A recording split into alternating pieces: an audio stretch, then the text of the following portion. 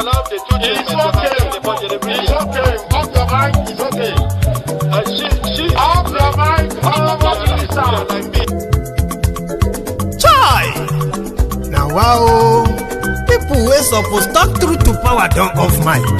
And if we talk, now 500,000 they go sama us, call am hate speech. But fear not, my ego don't come. Him go torchlight every corner, nooks and cranny of all these bad people where they spoil our country.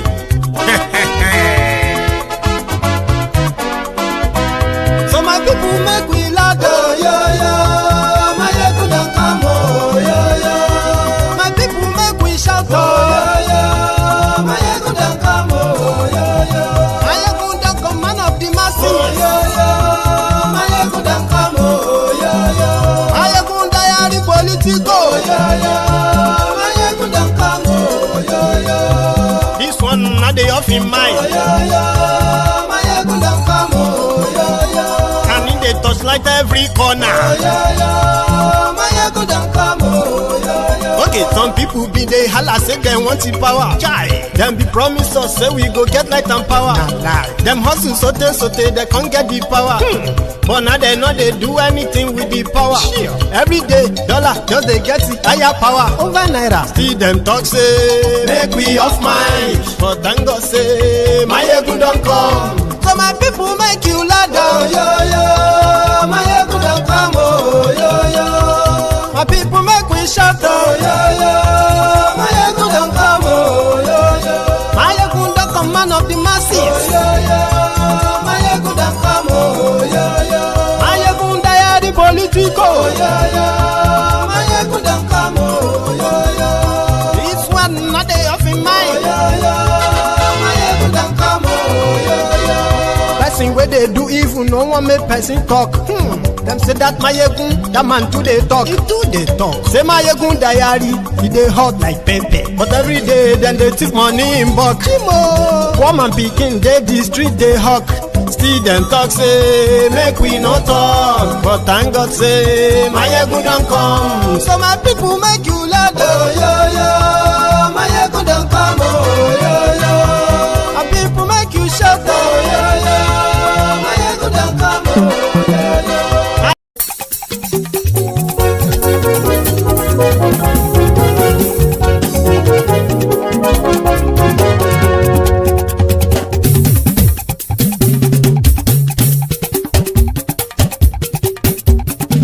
Mayegun làwa mọ̀ làmọ̀ tó dòdòdò.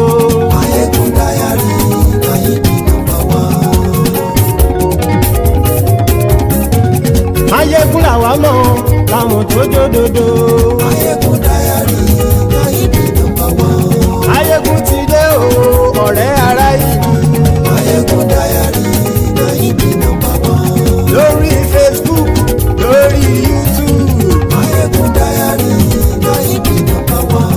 Gbogbo bó ṣe ń lọ ni Mayegun já wa sí. Mayegun diary ayé bí number one.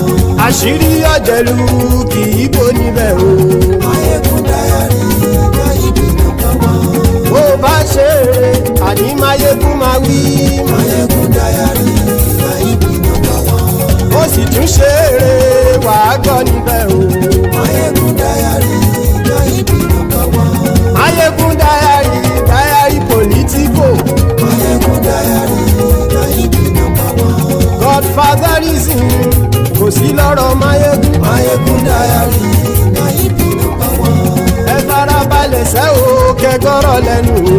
Mayegun diary ayé bí number one. Àní Mayegun làwa mọ̀ tó dòdòdò.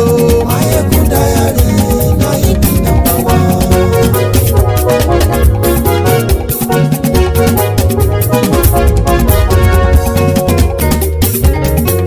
Àní ẹ̀sùn ràkì. Mayegun ti dé. Mayegun ti dé. Ọ̀jẹ̀lú ẹ̀sùn ràkì. Mayegun ti dé. Àní ẹ̀sùn ràkì. Mayegun ti dé. Lórí Facebook. Mayegun ti dé. Àní ẹ̀sùn ràkì. Mayegun ti dé. Lórí YouTube. Mayegun ti dé. Àní ẹ̀sùn ràkì. Mayegun ti dé. Bọ́ bàbá gbé wúrẹ́. Mayegun máa wí. àní ẹ̀sùn ra jù. Ijó ìgbádìyẹ àní ẹ̀sùn ra jù. Presido bá rúfin o àní ẹ̀sùn ra jù. Hello there, brethren. Good morning to you. Good afternoon to you. And a good evening to you from wherever you are joining us. It is Mayegun live. And thank you so much for joining me. Remember the routine. After reading the caption of the broadcast, read the description as well. Like it, share it, label it. Invite your friends, invite your not so friendly friends, and tell them to join us. The Mayegun today. And the latest is the palace coup of a cabinet reshuffle that Tinubu just announced. So yesterday, around this time yesterday, so it was announced that the Minister of Defense, Abubakar Badaru Muhammed, resigned his position on health ground, and immediately Christopher Musa, the immediate past Chief of Defense Staff of Nigeria, was invited to the Asshole Rock, where it was like confirmed that he would be nominated as a minister. Christopher Musa is from the north central of Nigeria, and somehow when he was appointed, it was a little bit celebrated as, somebody who is a Christian from this north central, the middle belt part of Nigeria, and it would be more dedicated to the fight against the terrorists that are, ravaging this part of Nigeria and the rest of Nigeria as well.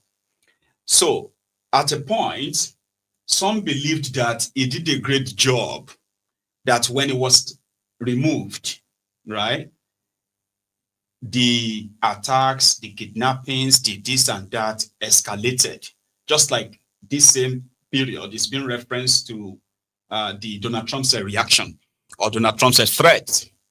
So bring him back, make him minister. Maybe he will have more control or what have you. But Badaru, from the grapevine, where you can say,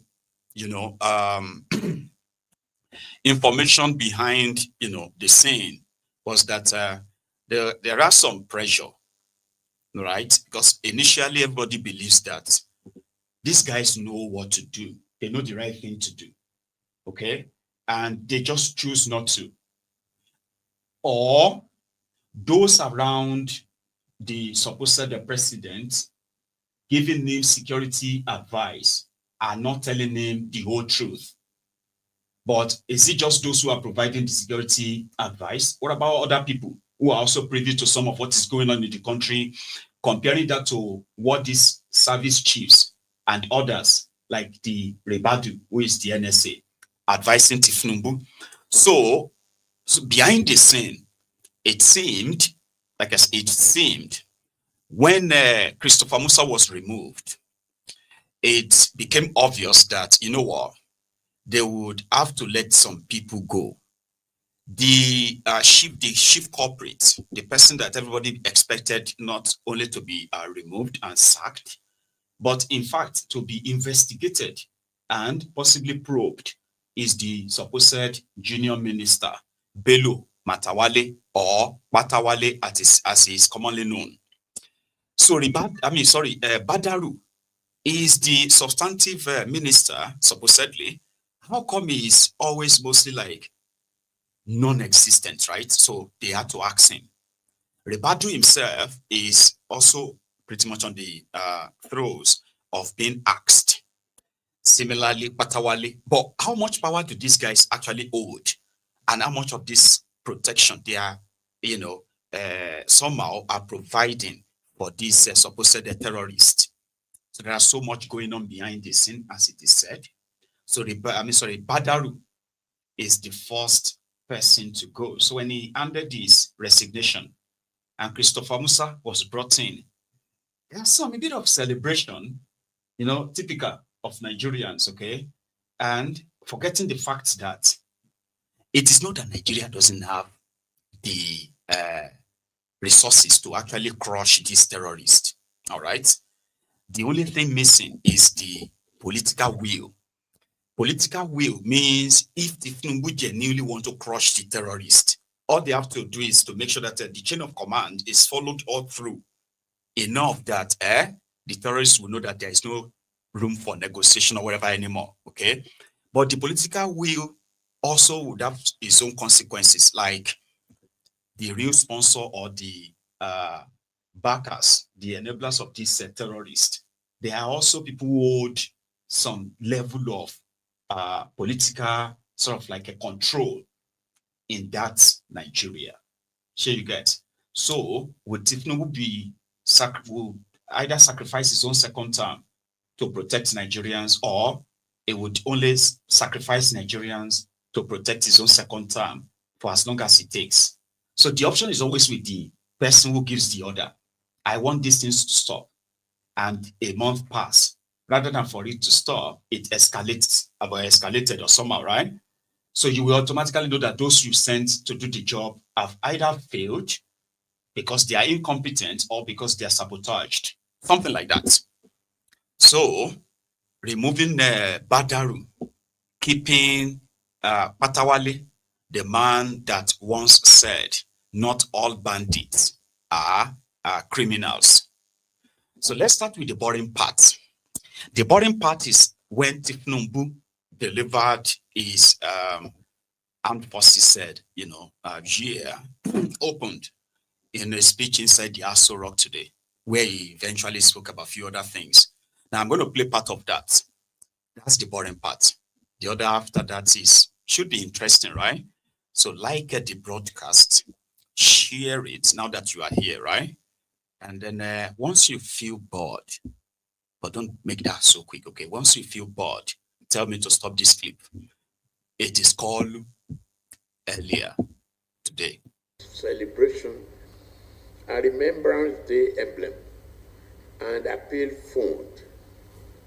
This solemn occasion reminds us of the bravery and sacrifice of our fallen heroes, men and women, who gave their lives in defense of our nation, in global peace missions, and in operations at home. Their courage is the foundation of our freedom and unity.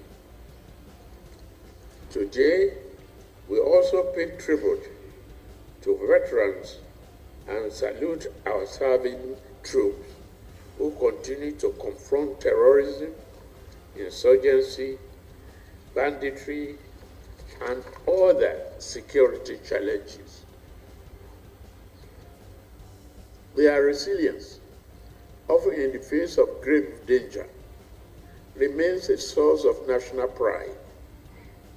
As a grateful nation, we must honor the fallen, support the wounded, and create and care for all who answer the call to serve. Armed Forces Remembrance Day, marked every 15th January, is a reminder of the cost of peace and the importance of unity. As we honor our heroes, I call on every Nigerian to reject divisive rhetoric and embrace respect, tolerance, and understanding. Our diversity is a natural national asset that must be projected and cherished. Our armed forces have demonstrated exceptional courage across various theaters of operation. Their efforts have restored no mercy to many communities and strengthened national stability. And under my administration, we have entrenched collaboration among security agencies and recorded significant gains. Tens of thousands of insurgents have surrendered. Key terrorist leaders have been neutralized, and many captives have been freed. In our maritime domain, oil theft, piracy, and illegal fishing have been curtailed, supported new platforms, and advanced capability. If we lend ourselves to innovation, we can create wonders. Here is a successful, again, a town hall, different from Bulaba. I've stopped him. Like I said, right, he was there like praising the military, providing security, restoring some communities, people back to their communities. This is the problem. Let us first not deny the efforts and the sacrifices of so many Nigerian soldiers. Many of them who have become collateral damage in this war or jihad waged against Nigeria. So we are not depreciating your efforts, but just pointing out the fact that despite all that effort and all of the ambushes, all of the sabotages, and all of that, the government continue to present like you are actually winning it, when the reality out there is saying otherwise. So how do you tackle a problem if you are not acknowledging its existence, its severity and seriousness? Then you make it your priority as a government. When you keep telling yourselves that, they are doing fine because you wanted to make it sound so like that on print, they're lying to you about the number, what do you call it? The quantity of crude oil that they are currently exploring from Nigeria. These people who are dealing with a false, fake data that doesn't match reality, they cooked the figure and said, if you are working, if you are doing a job that you are even earning, even if you are doing 1 day job in a week, making it 4 days jobs in a month, you are considered as employed. So therefore, the theory or the statistics that show that over 40%, 44% Nigerians were completely unemployed, while more than 80% Nigerians were underemployed. If Tinubu came, they reshuffled it, they called it rebasing. Now they are saying that Nigerians are employed. Unemployment in Nigeria is just 4% or 4.2%, and they are working with that. So if you don't identify the problem, or acknowledge it rather, how then do you mean that you want to solve it? Here you get, the economic value of Nigerians doesn't match the population of the country. So rather than for that population to be an advantage, it has been a burden so far. So, but they are telling themselves that no, it is not like that. Their own economics says if you are doing just 2,000 naira job a week or 5,000 naira, it doesn't matter. You are employed in that sense. But they actually have no real data to capture that, right? That's a different conversation. But here, Koolu is talking about people being protected, the military, this and that.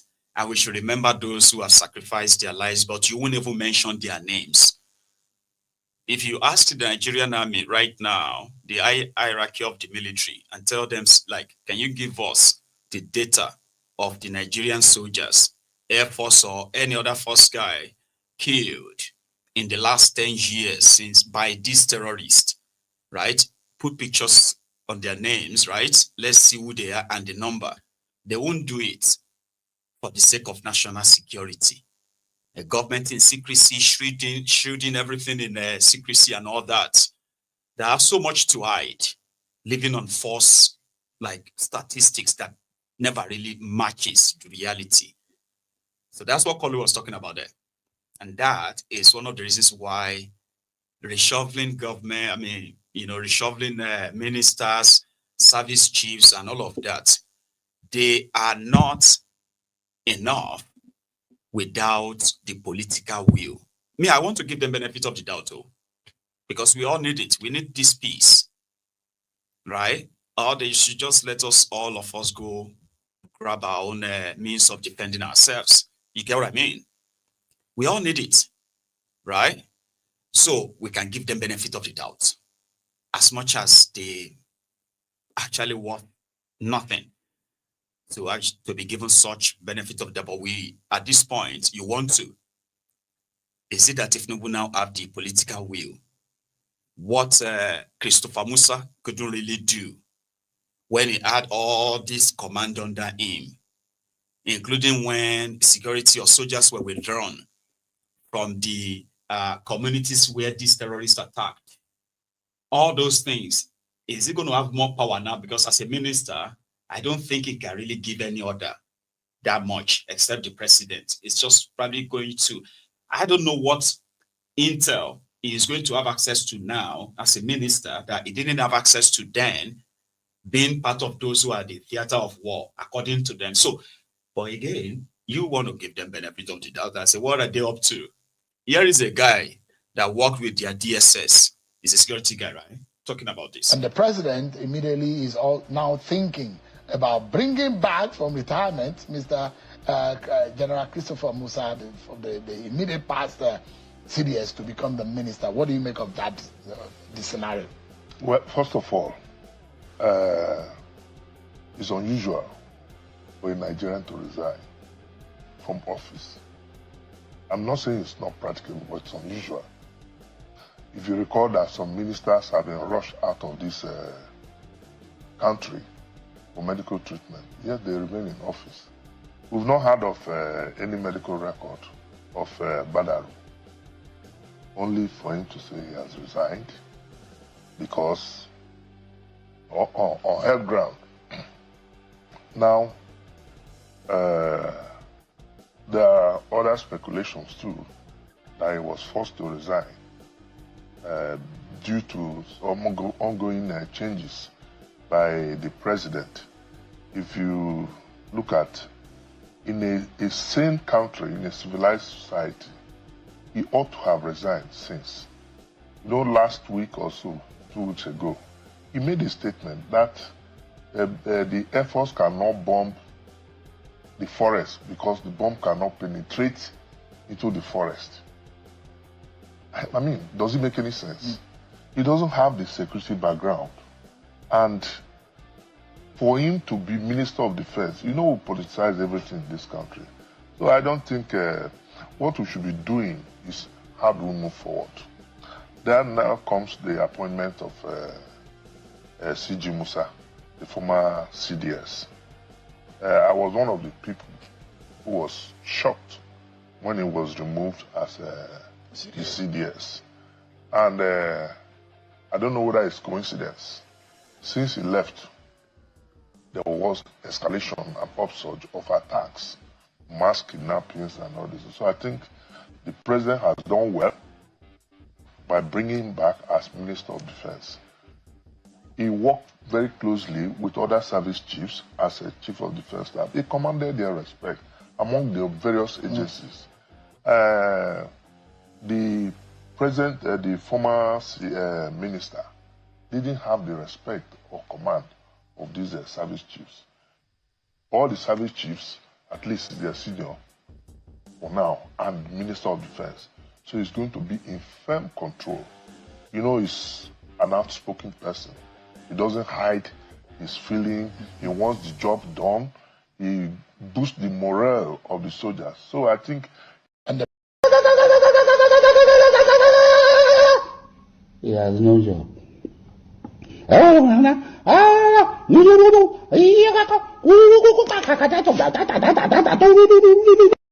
He has. Forgive me. There's that, that pessimistic gene still very much inside me because I have heard loads and loads of talks. Are there more attacks now than before? The answer is no. Are people paying more attention to those attacks now than before? The answer is yes. Especially the last 2 months. I mean, if I have to be for real, if I have to be curating and collecting just those ones that made it to the internet, the numbers of attacks daily across Nigeria, you are going to give this platform a different name. I've had people who have said that, for example, this morning, when Ribadu said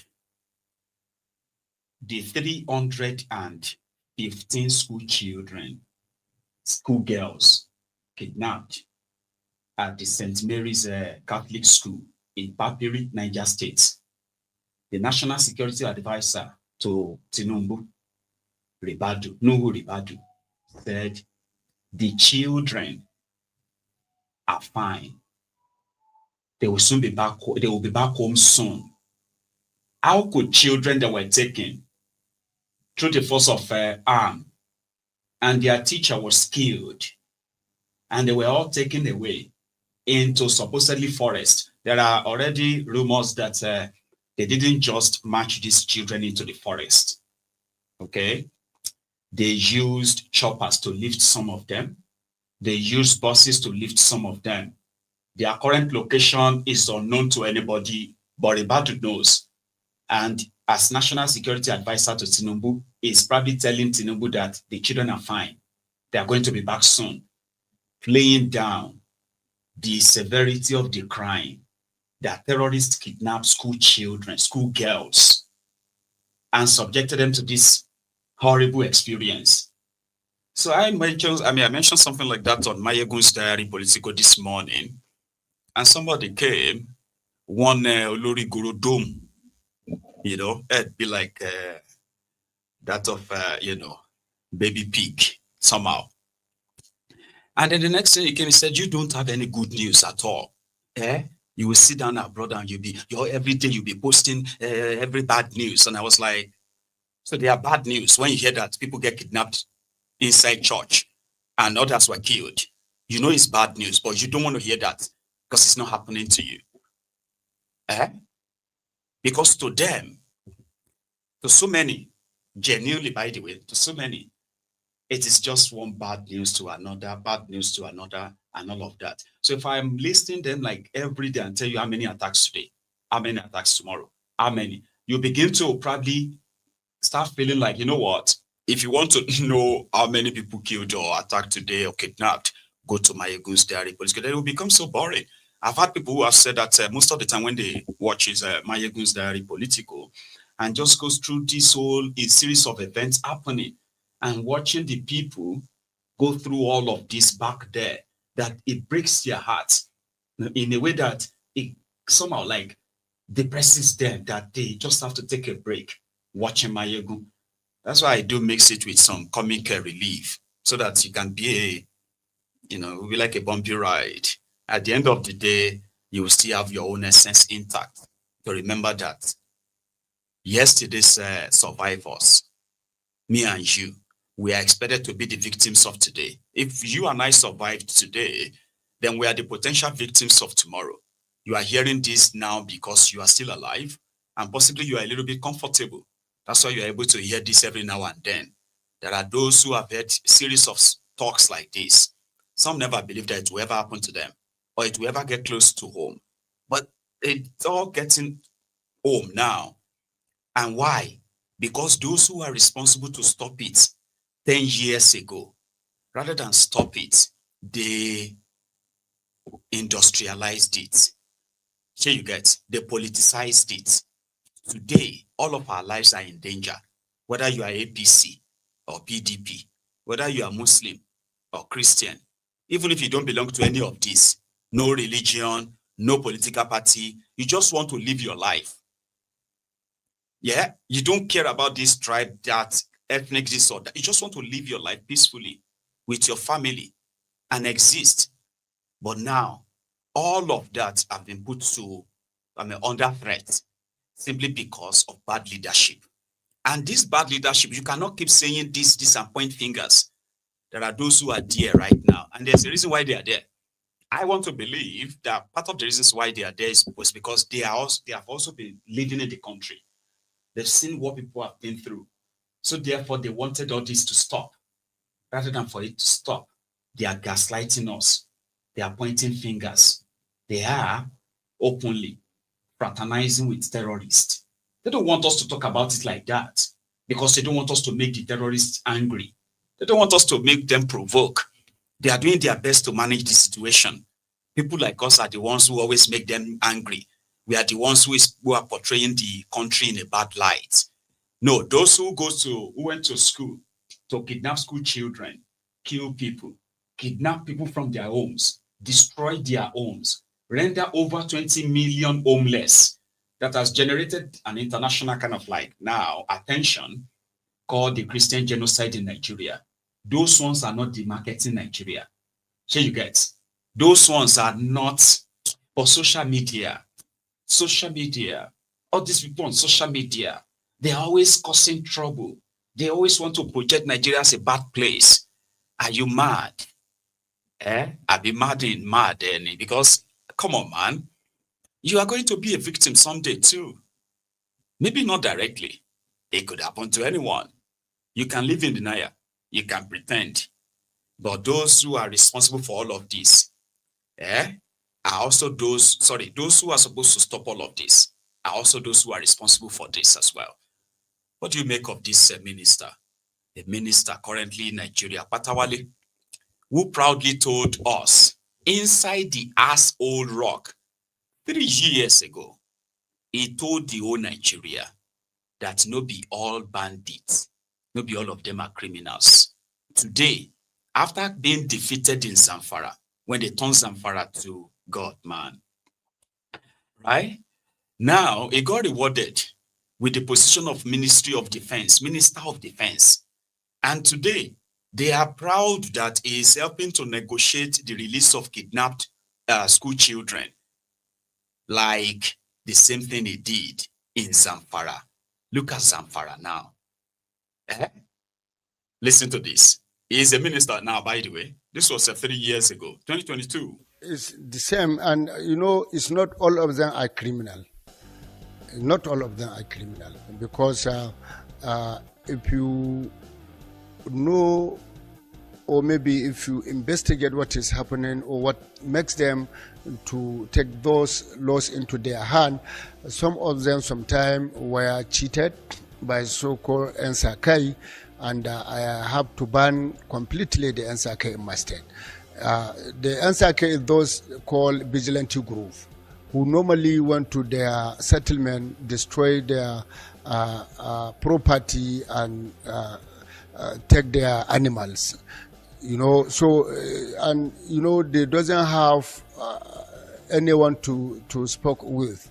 So sometimes they are going for revenge. Like if NSA attack them, so they will go for the reprisals. So that is what exactly happening. And some of them are living in a settlement where close to a village or town, and they sometimes if there is maybe operation, military operation, the military will go and destroy their properties and their animals. So they are angry with such actions sometimes. So sometimes if you are talking to them, you can understand where they are coming from and you can understand their problems. So it is important we as leaders to sit down with those people to understand what is the genesis first. you can't just, jump and conclude that the person is criminal. You have to listen to him. What makes him to go into that activities? So this is what to do. So they are not all of them. It's not all Fulani are criminals. Some are good citizens, but due to some circumstances, they subscribe to such a criminality. Nuisance lele. Nuisance lele. So that's the Minister of Defense in Nigeria. So when they tell you we are going after the criminals, what they are doing is that they are separating the ones that they are not funding, they are not sponsoring. Those ones have no immunity. So those ones can be fair game. Sure you get. But those ones are also being controlled by another people who also have power. This was a guy who was a governor. He went straight into the Aso Rock and he told the Aso Rock media that no, not all of these people. So what is a repressor when you now organized to kidnap people who did you nothing? Because military came and they did, so Nigeria military came and destroyed their huts and killed their cows. So in revenge, they went to any village and they will start killing people and kidnapping people to collect ransom. Then you have governors like that in northern Nigeria right now. Some of them are not doing it openly. Some are doing it. Yeah, defending these terrorists. That is why you see them promoting non-kinetic. The number one person that is promoting the terrorists in northern part of Nigeria, protecting them, like this Matawale, when he was governor, is the Bago, the Niger State governor. About 2 years ago, it was so vocal than this Gumi when it was discovered that more than 200 different terrorist groups, factions like that, they are all over Niger State. Niger State was so volatile. If you can remember that these terrorists, they shot down Nigerian Air Force fighter jets. I don't know if you remember, and they killed 2 officers in that in Niger State. They blew one of your power stations in Niger State that took them God knows how many years. They were so Iswap did there, Lakurawa did there, all different factions of the Fulani terrorists. They are all holding different local government areas. Bago was giving them money to say, oh, government is building farm here. Niger State is safe. Here you get. Meanwhile, it was governor, they pay security, sort of like a protection, so that they could be able to go to the farms and do what they are doing. State government too. But none of this is made more or less like obvious. But most of the money they gave to these terrorists, these governors, they have now emboldened them. They have acquired more weapons, sophisticated ones, while at the same time, they were telling Nigerians how to react. Tinubu created Ministry of Livestock for them. They said, oh, if they give them a ministry, that ministry can then probably attend to all these things everybody is suggesting. Build school for them, build ranches for them, and all of that. But since Tinubu is a scammer, it be like say the ministry or Minister of Livestock is not livestocking anything so far. So in all of that, all the money they've pumped into the hands of these terrorists, and the protection they have provided for them, including publicly advocating for them by government officials. Now you tell me, are you going to strongly believe that bringing a former chief of defense staff as a minister of defense will likely change everything? Whereas this Matawale is also having access to the same intel that this same minister, the military, and all of them are going to work with in catching these terrorists. Now, you think about for a second. Matawale personally supports the terrorists because he is not seeing them as that. All the legal mines that they are operating in northern Nigeria, they are owned by politicians, state governors, and others. They know themselves. Most of these illegal mines are manned and controlled by these terrorists.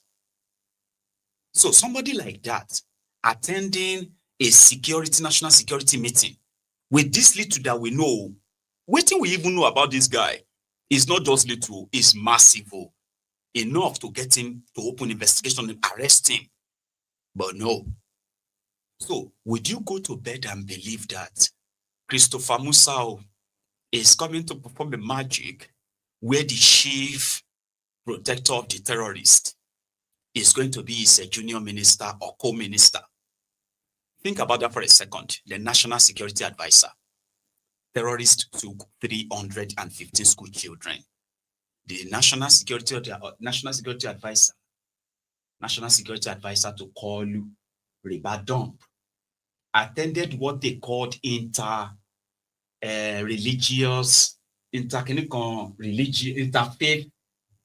something meeting. So they brought him, and that was where that Bishop Kuka, that's where Kuka said killing 10 million people doesn't amount to genocide. It is the intention that matters. Guess what Ribadu said there?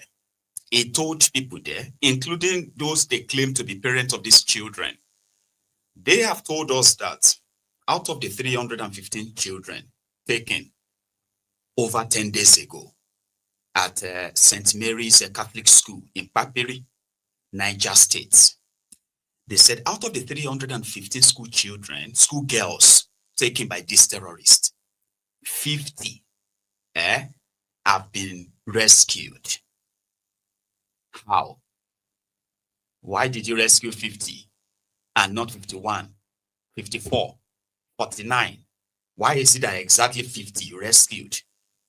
So the next time they said 11 of these girls escaped, making it 61. So what happened to the rest? Mr. The National Security Advisor, people where they advised Tinubu on the security of Nigeria, Ribadu. That is to say, the children are fine. How can my own kid or my own children, there's a man that they took 3 of his daughters, 3. There are those who have two girls among the kidnapped children. We haven't seen the 61 they said they rescued and those that escaped. We haven't seen them like this. Sure you get? But somebody telling me that my children are fine, they are okay, they will soon be back in the hands of terrorists. Who took them? Come to think of it, the survivors, the eyewitnesses said they were Fulani terrorists. But there is no group of these Fulani terrorists that has laid claim or take responsibility that they are the ones who took the children. Do you know that? I have been looking everywhere for this. I don't know if you have found that. That we know Bello Turuji, we know a few others of these terrorists, okay?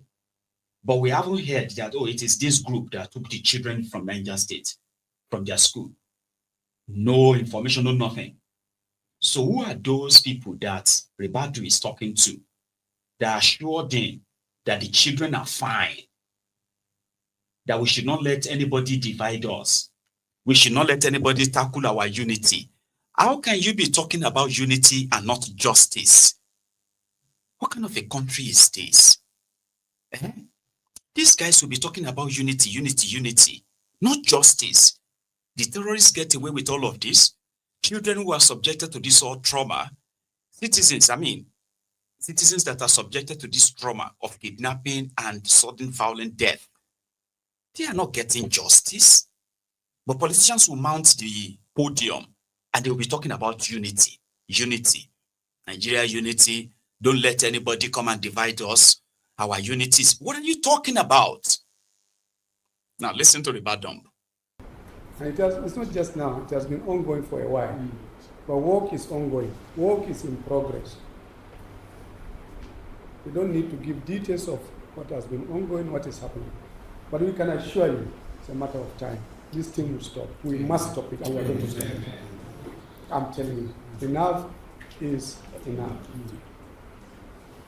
Like I said, very painful, honestly. Many of us, as you see us, don't even sleep. Many of us are going through the worst moments of our lives. Many of our people are also killed every single day. We bury our best. We bury those who sacrifice their lives for you, for all of us, every single day. And we will continue to do it. We will not relent. We will not stop. We can give you the assurance that we are going to be there. What has happened or what is happening is even bringing us closer. With what I have heard from Mr. Luca and then the bishop and so on, it's about all of us. We are all under attack. Yes. It calls for us to stand together as one. Let's not allow bad people to divide us.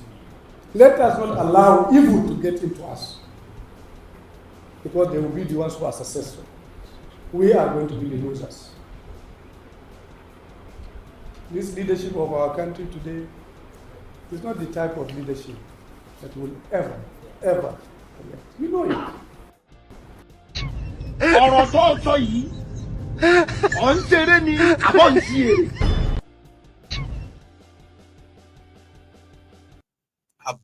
Absolute shiri.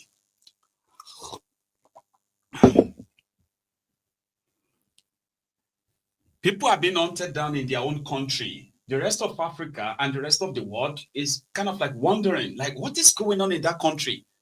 They did not have government. Like, what is going on? The children are fine. We'll get there. Get where? We are all under attack. Who are those attacking us? Eh? That's supposedly the most powerful security advisor to Tinubu. You understand what that means? National security advisor. He is the guy that receives highest security report on behalf of Tinubu. Do you know what that means? Whether some group of people are stealing crude oil in Niger Delta, they will have the details of those who are doing it. The person that will have all of that. Whether some people are, planning coup somewhere, is somebody that will know. If there are strange people entering Nigeria, right, that they should know from what nationality and all that, right, is the guy that will know. I don't know how to describe the way the whole thing worked that way. Shashi, you get what I mean? Like from the air, land, sea, everywhere. Because it is from that information he will approach the president and advise him about the country. Do you understand what that means? Now look at that mindset. Look at that Shigun advising Tinubu. We'll get there. Get where? We are all under attack. Who is attacking us? But no, you will see people like that mount the podium and start telling you that there's some international interests don't want Nigeria to progress. They are the ones who are making this country do like this. I'm like, what are you talking about? Is the international community the ones who are giving amnesty to these terrorists, giving them billions of naira every year? If you combine what these guys are raking every year from terrorism alone, ransom payment is over 3 trillion naira. That's over $1 billion. Government is involved. Other people who have been like caught in it, and all of this. The whole money is moving. In the entire system. Who do you think should know? Me or you? So international community is the one organizing peace meeting in Katsina, in Zamfara, in all these places.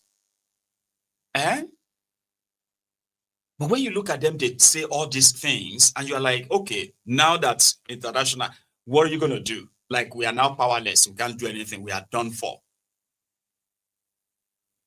So they are unbelievable. You get what I mean? So they were accused of also recruiting terrorists into the army, which further compromised the Nigerian military, something they've denied severally. They said it's just propaganda. Oh, it's a lie. Nigerian military never recruited repentant terrorists into the army. That all these are just nonsense on social media. Now, Buratai the Butcher, who is also like chief of army staff, I think, under Bokwari, that that guy that belonged to the Hague International Criminal Court. That's where that guy belongs to, with El Rufaya, Kaduna Littlefinger. Now you see, Buratai the Butcher is now granting press statements where he's answering questions, and he denied that, according to him. He said Nigerian military doesn't really recruit. What Nigerian military does is that each state, they have numbers of recruits that they have to send to the national, pool. So every state, you register through your state. It is the state that will screen you, the blah, before you are finally, he said, Nigerian army only just pick from those who have been confirmed, as if to say we are all like born yesterday. So who are those who are screening them from their states? The state governors are the ones recruiting for Nigerian army. What he's practically saying is that Sokoto State, if Sokoto State gives them 1,000 recruits, you can't blame Nigerian army. It is Sokoto. Who is giving them that in Sokoto? Is it Sokoto State government or Sokoto local government areas? They are the ones doing the military screening. Like, are we that dumb? Sure, you get. Who are those working to recruit them from those states? Are they not military? Are they not the ones doing the screening? So even if you have to be a soldier or Air Force or Marine, or Navy, and you are from any state, you still have to apply as from what? Wherever you are directed to go and take the exams or to go and do the training until you pass. Abi, is your state governors involved? Is your state governor involved? For those of you who have passed through that stage. But this is what the supposed chief, another Werio, and he's also a genocidist himself, by the way. Recruitment of terrorists into the security agencies. It's not the army that is responsible for recruiting into the military or the army. In the first instance, it's what the states give, and we only select, and they do it in conjunction with the state governments. All the recruitments, we have recruitment officers in the state, and they liaise with the state governors' offices or the government functionaries. And the lists are circulated, once they are shortlisted, circulated all over. And they are the ones to identify and say, look, this man is so-so, this person is so-so. Before he goes for training, remove him. When at the basic point, you fail to do your responsibilities, you're now blaming, those institutions that recruited them. No. So it's just sentiment.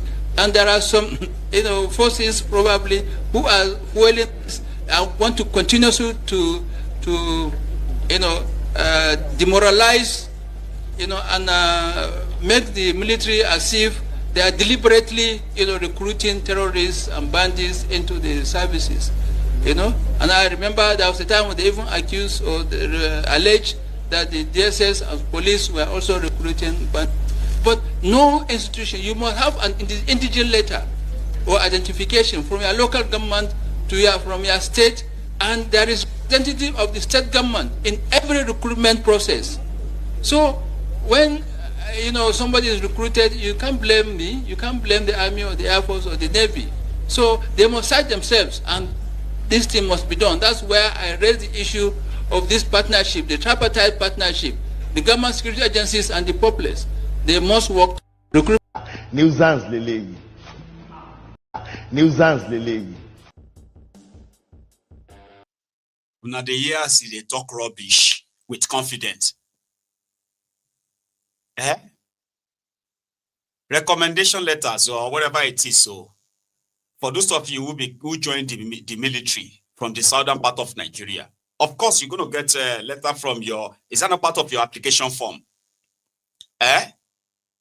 So now tell me,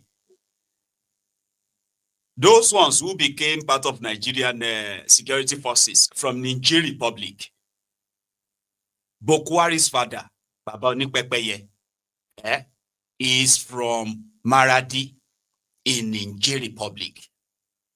He entered Nigeria. Listen to this, a true story. He entered Nigeria selling pepper. He walked straight. Pepper is dog, Abi. She didn't have that one that they call dog. Pepper. So he entered Nigeria. He walked from Niger. That he entered Nigeria. Met Salafatu, who happened to be, I don't know where she come from, but they met in a place called Daura. Daura is just, see, that's why today, if you go to Bokwari's place, he built house in Daura, if you did Bokwari's living room, if you did Bokwari's living room, you are in Nigeria.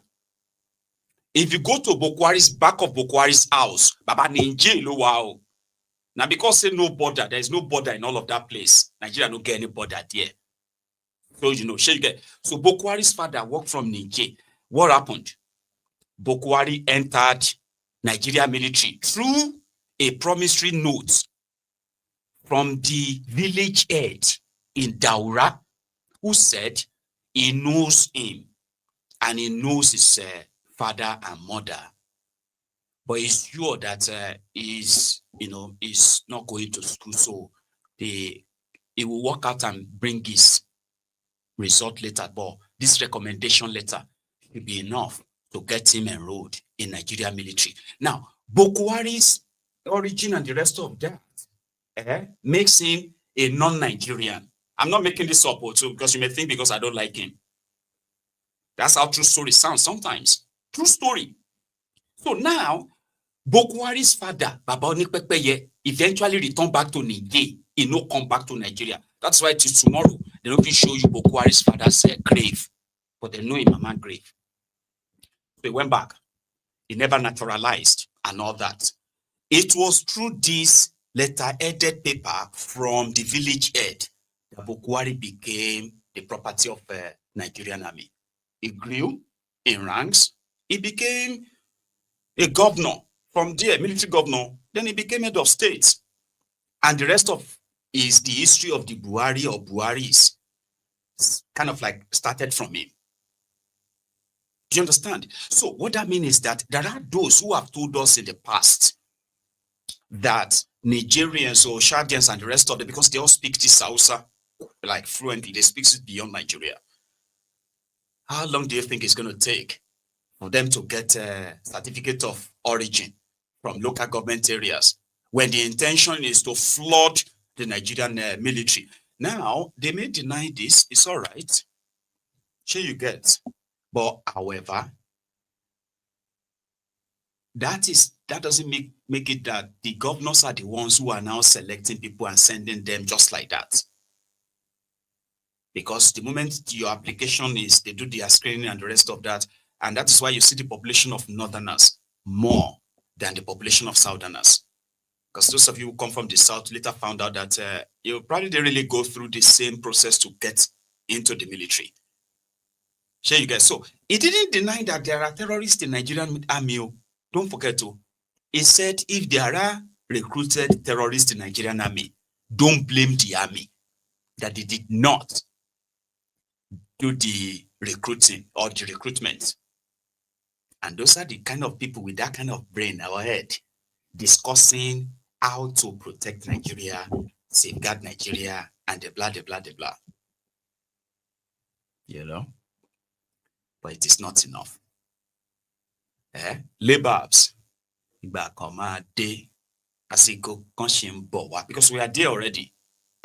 Ìgbà kan máa dé àsìkò kọ́ṣì ń bọ̀ wá ìgbà kan máa dé àsìkò kọ́ṣì ń bọ̀ wá tólórò máa sáré ọlọ́pàá máa sáré ayé máa sáré ẹyẹ tí ò dúró rere máa sáré àlórà máa sáré hs tí kò mọ kankan máa sáré everybody máa sáré gbogbo wa pátá máa sáré ìgbà yẹn ti dé àsìkò yẹn náà làwà. Ìgbà yẹn ti dé àsìkò yẹn náà làwà everybody. They're not the pursue us, they're not the pursue us. You see the way people they run, I swear. They're not the pursue us like this, I swear. I don't know what happen like this. I don't know what happen like this. All of us just run like this. We just continue to run. They're not people for back like this, I swear. I don't know what's going on, please.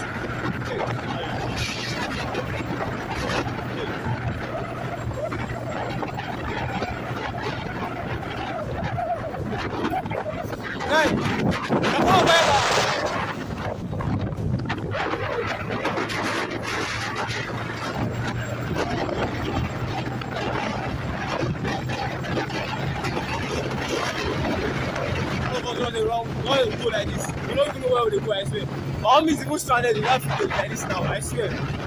All means stranded in that video. I don't know what's going on. Must be Kokwara or Abel. Guy, do one guy, that's your name, Guy. Jala Kumana, Kai.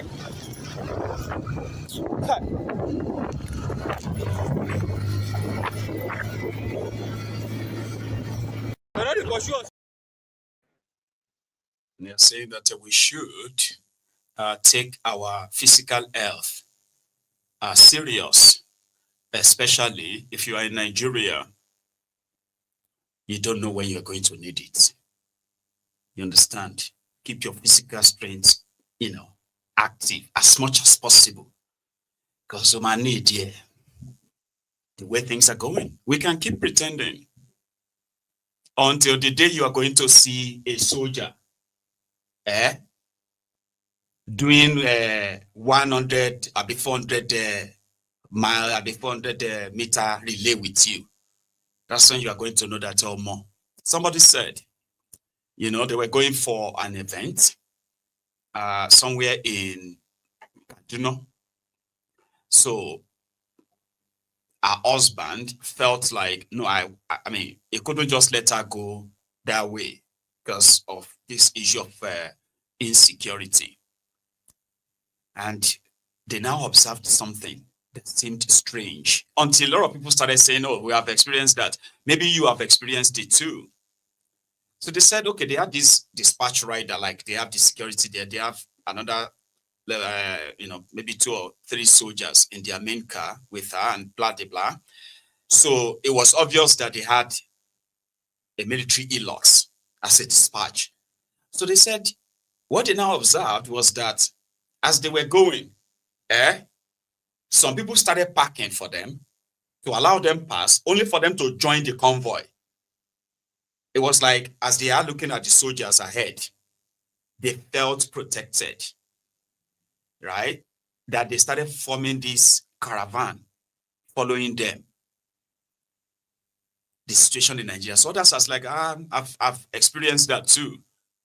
Where the moment they notice any military vehicle passing, people will just leave the road and let them lead.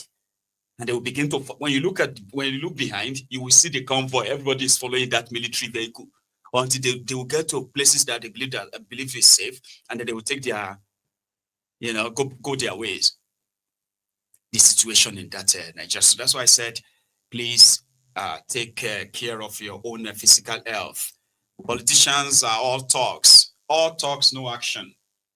Okay, and a lot of people are becoming more, like apprehensive, maybe paranoid and all that. So a lot of paranoia is going on now that sometimes you are just going to be like, man, people never used to care about these things.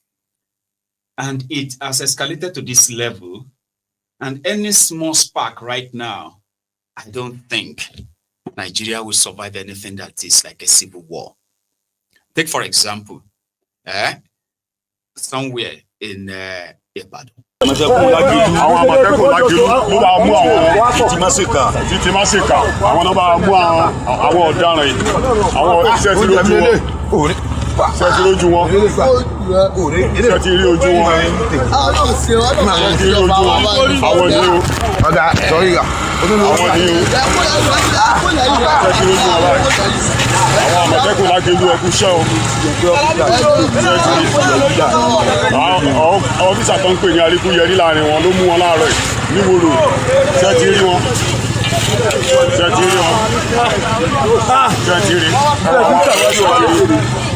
lágbára Ọlọ́run ọba tó pàbá rọrùn wọ́n pa gbogbo yín ni o ẹ̀rùn tọ́lọ́ ti lè fẹ́ mi ṣọ́ ẹ̀yìn àmọ́tẹ́kùn àtàwọn tó tẹ̀lé fún mi tó kún ní lẹ́rùn fún balógun bíi iná arígúnyẹrí ọ̀gá wa kù sí níwòrò òdì òun ló mú àwọn ilé láàárọ̀ yìí ṣẹ́tì ní ìgbà ẹ̀yìn tó bá àmọ̀tẹ́kù ẹ̀jẹ̀ ká fún ọ̀la ṣẹ́tì ní báyìí ṣẹ́tì ní ọ̀la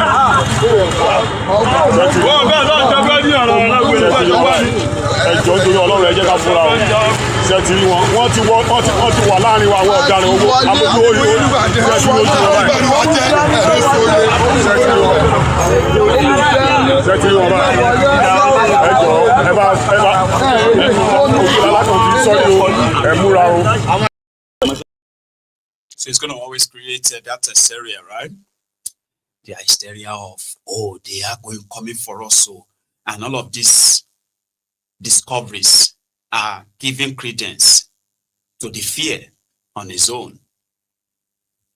So that happened somewhere around Iwo Road in Ibadan, where these suspects were apprehended by the Amotekun, from the Lagelu area. So they caught them, disarmed them, and they found all of that knives on them. So what could be their occupation? What were they up to? Were they travelers? Were they coming from somewhere? Were they going somewhere? Now, with the level of fear that is enveloping everywhere right now, it's going to get to a stage that people won't be patient anymore. You know what I mean? And of course, in the course of that, there will be innocents that will be caught in the crossfire, and that will be a bedlam. I think that is what it's called, a bedlam. Google it. Like this now, what was all this one again? Like all these people like this now, nobody's going to ask them questions. Nobody will ask them questions, say where they come from. They have their bike here, they have everything. And this is Ibadan, like Ibadan.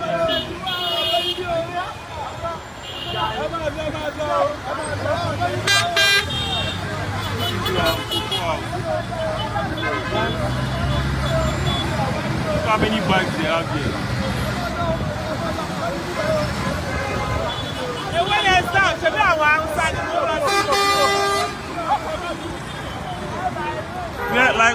Where did they come from like this? Kò sí ẹ̀kọ́ tó máa challenge wọn pé they don't mean bọ̀. Gbogbo ọkọ̀ máa wá sí ibà yìí. Ọ̀gá mi, àtìlẹ̀. Kò sọ́lọ́pàá ọkọ̀ tó máa bèrè pé they don't mean bọ̀. Wọ́n dẹ̀ máa wá láti ìlú, wọ́n máa wá sí ibà yìí. Pẹ̀lú gbogbo ọkọ̀ tó ṣẹlẹ̀ ń lu yìí báyìí.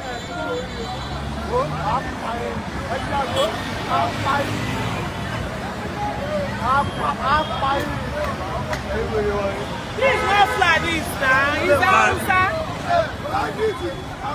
Yeah, Hausa, forget.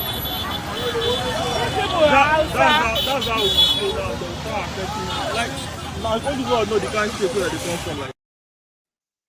Now, I believe that we all should know this. And it's very important. I know this video doesn't really have or gain much attraction for obvious reasons, right?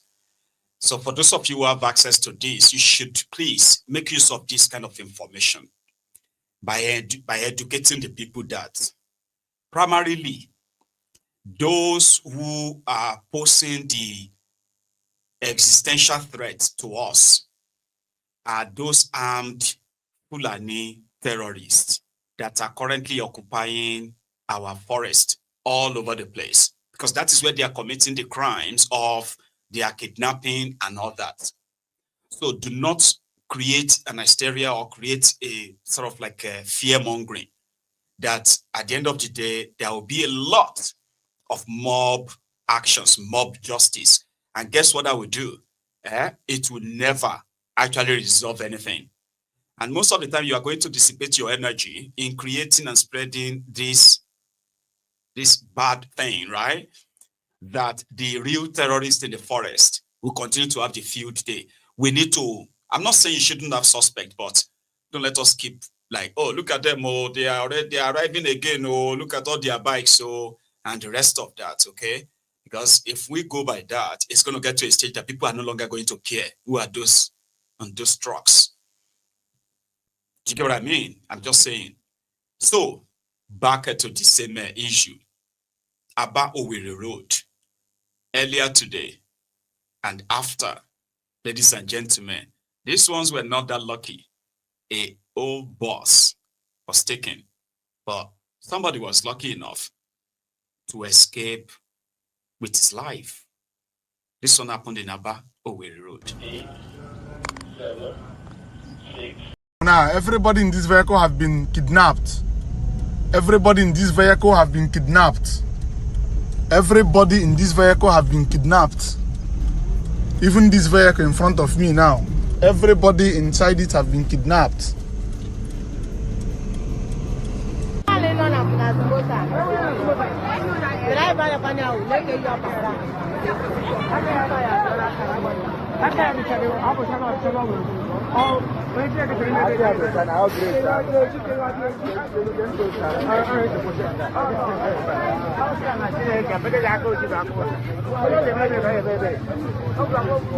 Yeah, baby. Hey, give me money in the head. Oh my God. Hold on, I'm not saying that.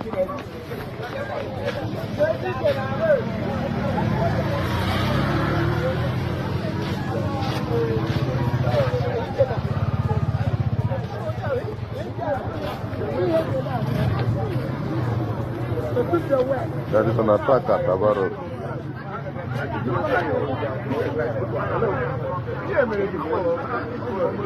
Now, everybody. Aba Road. We are all victims, just so you know. The number of people taken, they are currently unknown. And of course, maybe in the next few days, you begin to see videos where they will be making videos of the victims, uploading the videos on social media, demanding for ransom. That's the reality of people these days, you know, where you just wait for your own turn. And those who usually mount roadblocks, police, soldiers, and all of that, they will just suddenly disappear from the road. And then the terrorists will have their own field day. And they will march a sizable number of people into the forest without any form of resistance or challenges or anything. If any one of those people there, because the way they usually attack is that they will block the road. Sometimes they don't. They just come in a quiet road and they will open fire. The driver could get shot. Those people in the vehicle could get shot or even killed. So that moment, the car can even crash or come to a halt. Then they will approach. Those of you who survived on halt, they will drag everybody out and start marching them into the forest. So if in the process they discover that some of you have sustained gunshots wound, that you can't walk again, they will open fire and shoot that person and kill that person and continue taking the rest away. So you just have no idea what. But where were the policemen? Some of them were at Ore. Ore is just between Shagamu, Ogun State, Ondo, and Edo State in Benin. So the police were busy there collecting their own bribe from motorists. And when one of those luxury buses wouldn't pay them the bribe, he opened fire, shot his tire that actually created a scene. Because other luxury buses and other road transporters there, they just blocked the road and insisted that these criminal policemen must buy their colleague a new tire. Also today, while people were being kidnapped on Aba Road, right? Others are busy disrupting economic activity because of the bribes they are collecting on the road. They didn't kill people, but this happened. Right here in order. Now so police they boss police go boss lousy tire. You go boss lousy, see lousy people don't block road.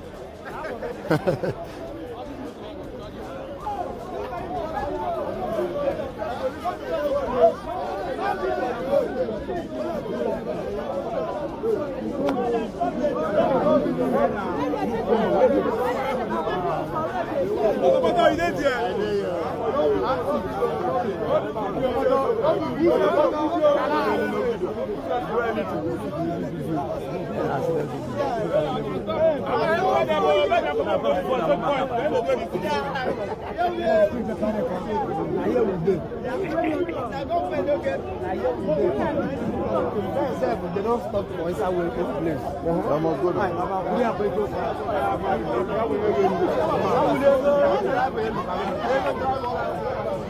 I won't fire judge.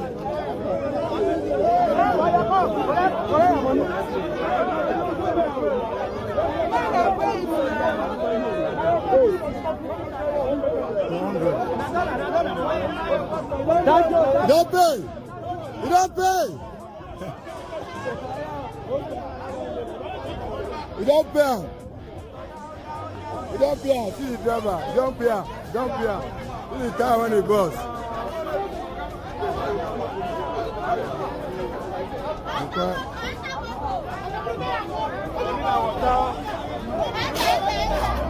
Oh, that motor.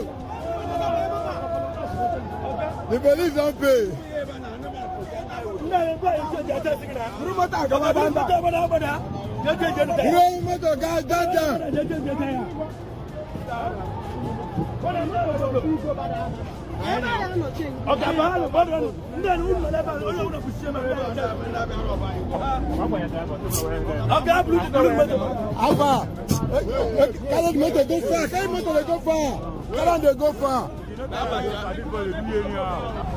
You don't pay. Road don't open.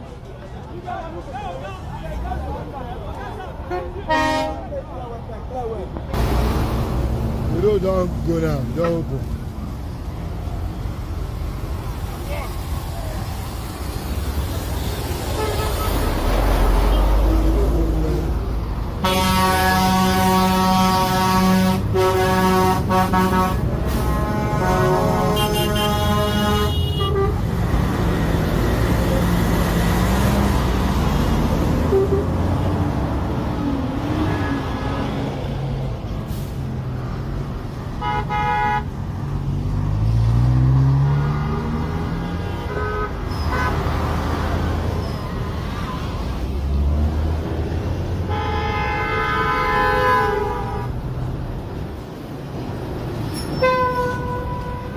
Hey, no come up for lane, no trailer for your dead and late.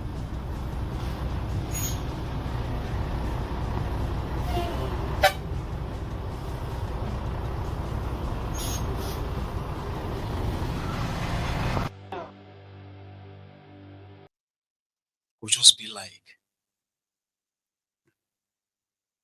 the country of mad people and those who are trained and paid to be normal. Those are supposed to be the security agents. They are trained. Some of them are trained in psychology. Every now and then, because you need to have a little bit of psychological knowledge somehow, I believe, before you can do policing. Because you have a way of questioning, of extracting information in a legal, all that stuff.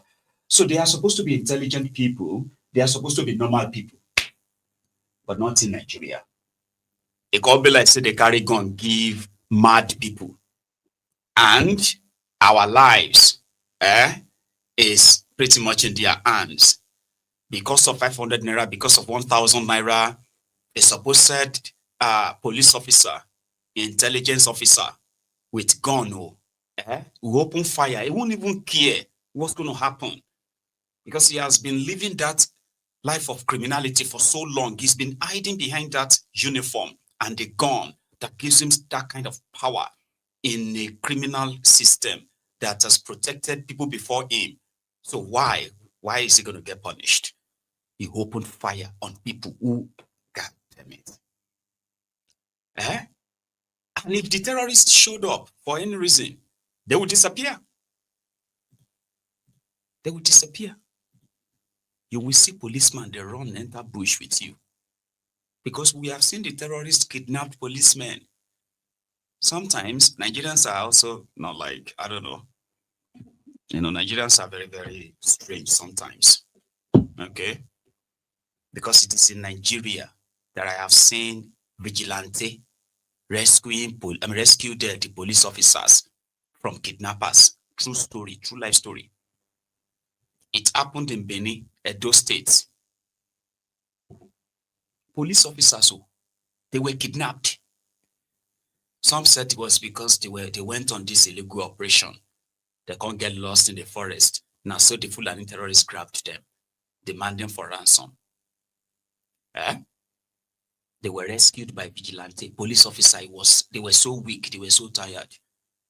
And I'm like, inside Nigeria, but they are very strong when they see armless Nigerians and the rest of them. They are always like flexing it. They have that power and all that they will just open. Bah, bah, bah, bah. See what's happen. You give them money, they will shoot gun. You don't give them money, they will shoot gun. So you have to make your choice. Officers, take this from me, enjoy the afternoon. Chairman, God bless you. Another weary, whether the smoke or shaki, sky at the background with gun. He will just stand up. Why are you shooting? Why are you shooting? They say, oh God, we do that for correct people because you're the correct man. Say, is that why you're shooting gun? Mad people with guns. Many Nigerians have lost their lives in the process because of bribe. But somehow, another drama took place this afternoon. Okay? So it just said that somebody stole a truck. The exact place where this happened is not kind of specified, but it is believed to be somewhere around there, this Kano, Abuja, all this northern part of Nigeria. Somebody stole a truck. But tell me, I heard about car snatchers. If you want to steal a truck, is that not going to be something they parked somewhere and you're going to pretend that you are the driver and you're going to get inside and just drive it away? Now, for you to know that it is Nigeria. God, God can forgive your politicians. They have turned Nigeria to the empire of lunatics. But somebody hijacked truck, Aganambo, all those Aganambo truck, all those Bedford big truck, hijacked it in broad daylight. You have a truck is another soldier who was just standing by, possibly just heard the alarm that somebody that one open fire to save the truck. Let me show you the video inside Nigeria.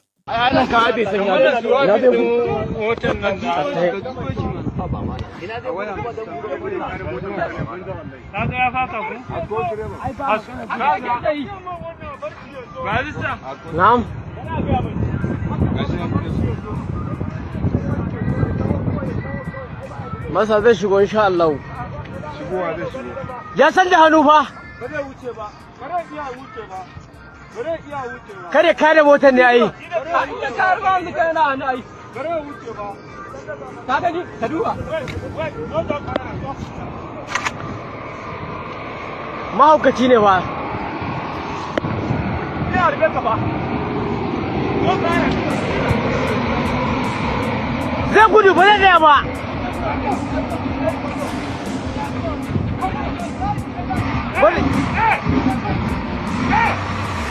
Zai kada motar nan fa. Zai kada motar nan.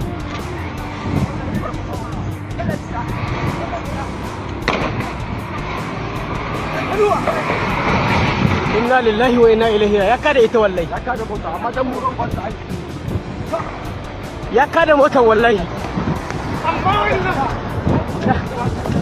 Ya kada motar wallahi. Sani ban wayan nan. Ban wayan.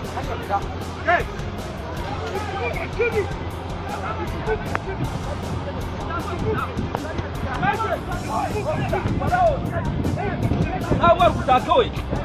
Sabuwar wuta. Ga wannan ga sandana. An gama ya kai baba. Sabuwar wuta kawai.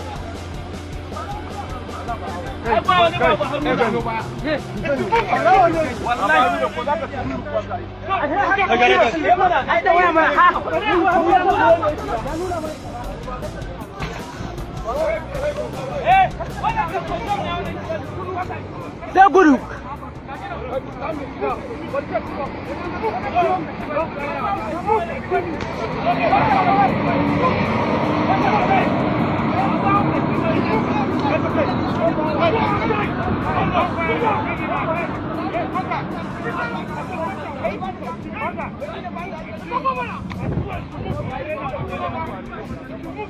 Duben da ya kada riken nan.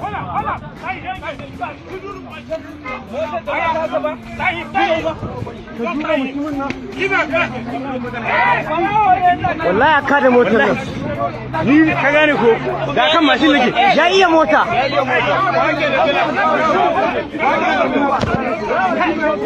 Barawo ne wallahi. Ba ya zo ya mutu.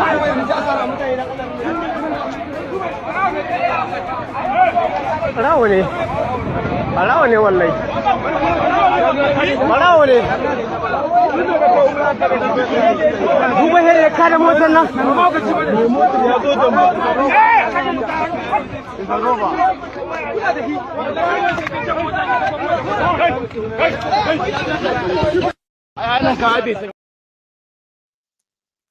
Barawo ne wallahi. Barawo ne wallahi. That audacity, Baba. You are approaching military roadblock. You go steal a truck, the sugarcane truck. That's what he stole. It wasn't even an empty truck. So they said it's maybe he's not even a thief. Okay, maybe he just wanted to avoid the roadblock, like drive rough until he lost control. I don't know. But I think Emeka Anyanwu in August 2024 told Tinubu about this country. One of the recent most truthful statements that came from a supposed elder statesman. You see, some of the things that some of these guys would do in northern part of Nigeria, a lot of us in the south we dare not to. We usually believe that we love life so much that there's few of us who can actually like take such risk, like becoming a terrorist. Sure, you get like becoming these bandits, terrorists, and all of that. Like it's so strange to us enough that even those who are armed robbers, you get, people will begin to suspect like this person. What kind of work does he do? There's somehow they may be looking forward to the day that you get killed. It's so strange to us. So, but we are in the same country. How do you deal with that? Emeka Anyanwu provide a solution until Koolu and his Bulaba, the Bala Blue, the unity. You can't have unity without justice. This current system, we need to keep reminding ourselves, it's not for us. Nigeria needs a new legitimate Nigeria People's Democratic Constitution. That the present constitution is illegitimate and cannot deal effectively with the myriad challenges facing this country. In other words, that our present governance system needs to be restructured. Nigeria is a pluralistic country. That is a country of different peoples with different languages, different cultures, and different religions. Experience throughout the world has shown that the pluralistic countries that have survived as united political entities are those that addressed the basic challenge of pluralism, that is, their diversity, through truly federal constitutions, and that those pluralistic countries that persisted in their non-truly federal constitutions ended up disintegrating. Yes, I'm from the school that will advocate for the unity of this country. And I believe in it. I definitely want to assure you that whatever is necessary, I'll put happiness and good governance in the heart of all Nigerians. This is what I would do.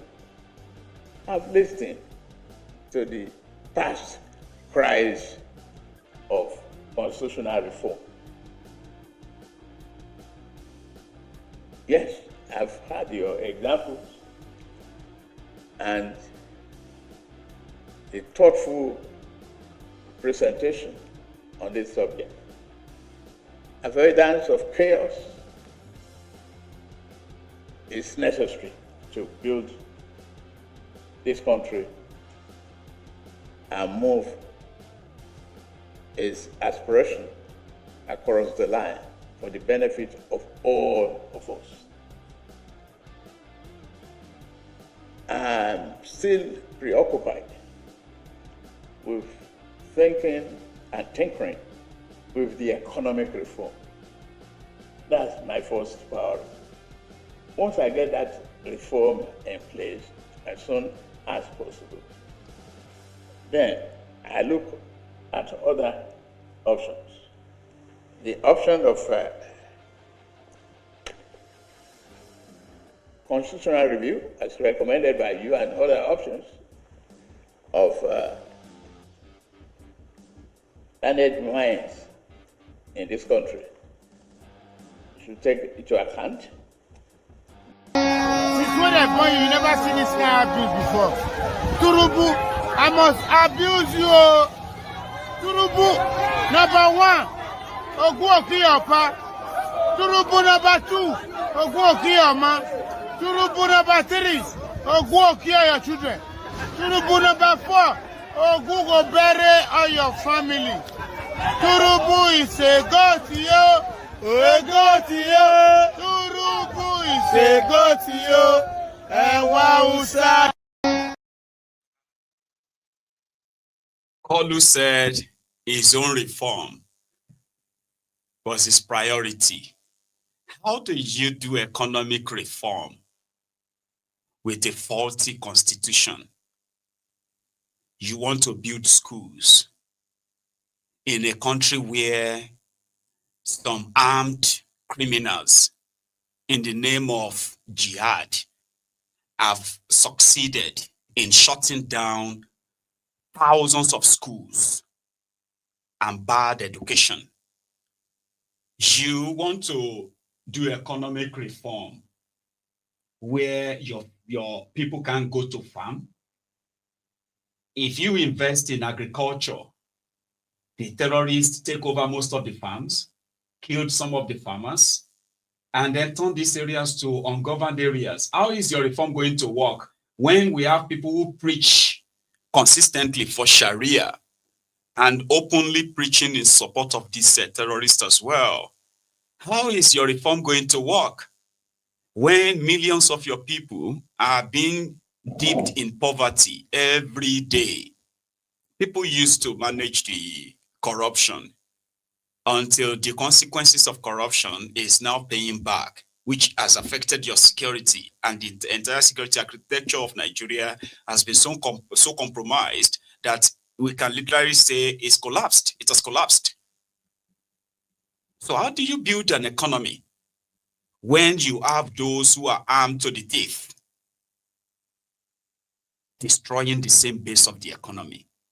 When a constitutional review is not enough, what are you reviewing? The constitution that people didn't write? The constitution that people didn't know the content of it, even when they are, the president that is taking over the country for transfer of power from military to the civilian government coming in, they had no copy of this, their new constitution that will govern the government, the country, a democratic country. So you have been reviewing it. Trash it. Let those who want Sharia tell us how they intend to keep their Sharia where they are keeping it, so that every consequences that comes with that, those who are enabling the terrorists and all that, they can handle it their way. Those who don't want Sharia in this sense can also make their own point. And if others feels like, okay, this is going to be the arrangement for us to still continue to live together as one, this is going to be the constitution that will represent interest of every group. But anything apart from this, may everybody to go their separate ways. There is no unity without justice. People that are being killed or displaced from their homes. Some of them, out of shock, they couldn't believe it. The government will actually look away when they have been chased away for years now from their homes. A lot of them have questioned whether they are actually Nigerians. Like, what exactly makes them one when they can no longer go back to their own ancestral lands in the country that was supposed to be their own country? They are living in makeshift, dilapidated, inhabitable, places like abandoned schools. These are the places they call the refugee camps that people go to give them something in their own country. Do you understand? So you can't make that normal without actually asking them if they still want to be part of this contraption. So what kind of reform are you doing when every year, more and more children are getting out of school for all different reasons, apart from the economic reasons? So those who have been violently stopped from going to school, they will never go to school.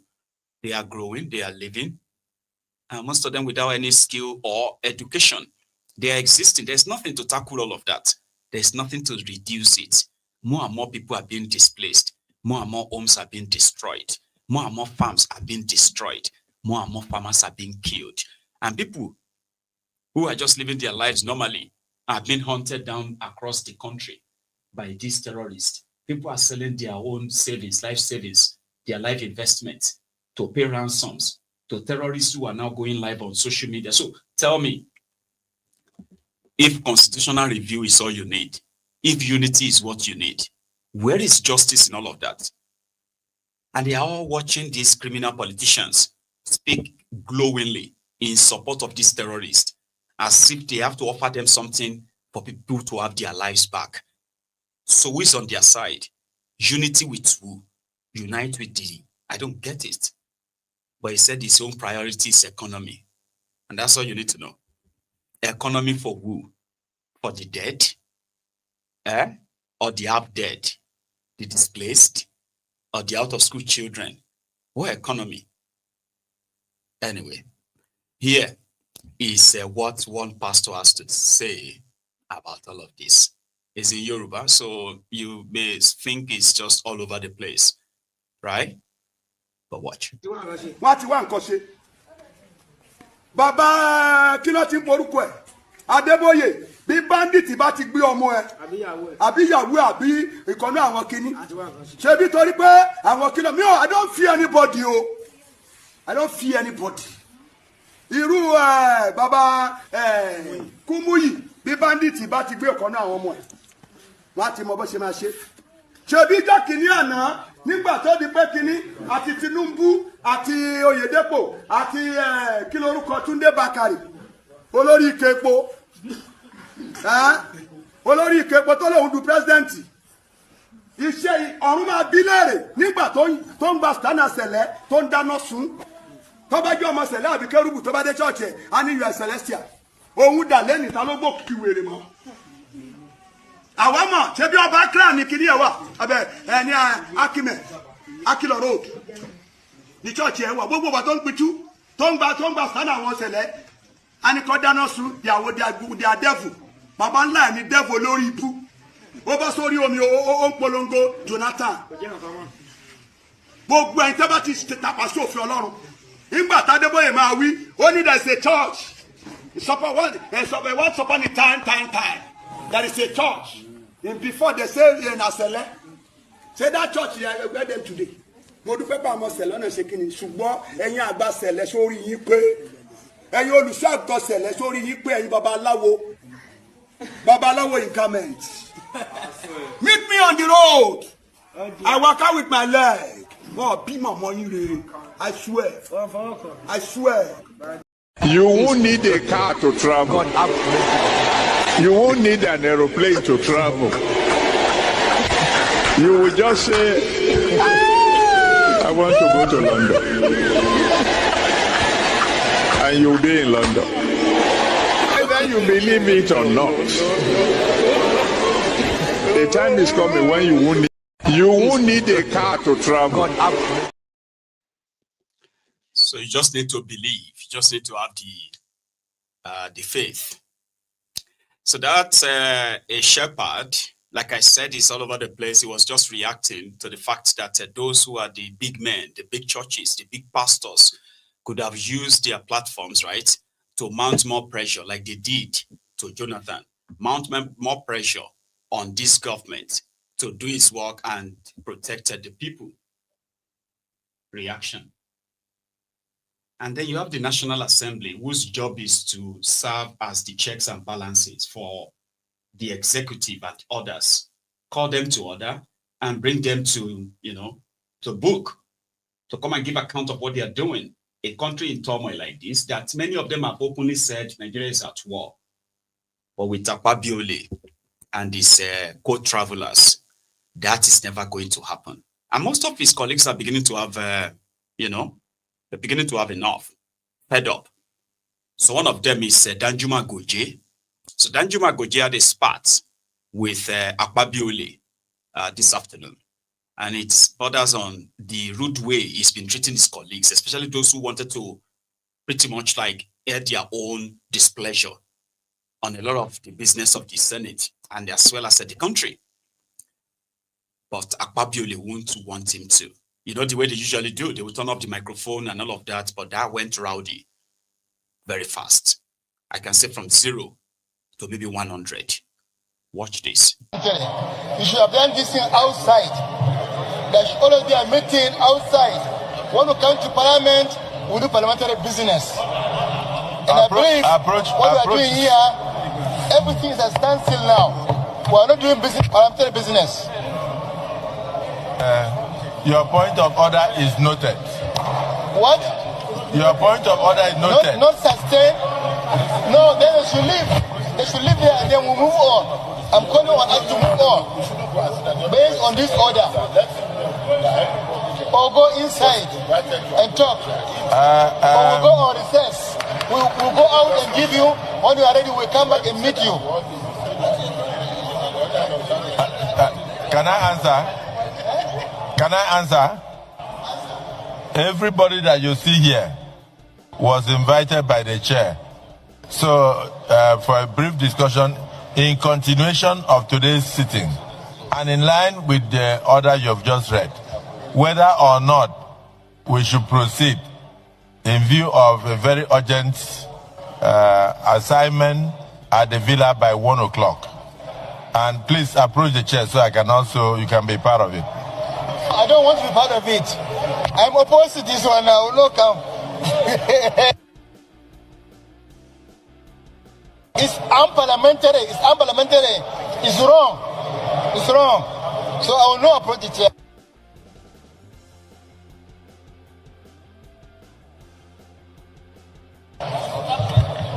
Chairman Banking, take your seat. Chairman Banking. Chairman Power, take your seat.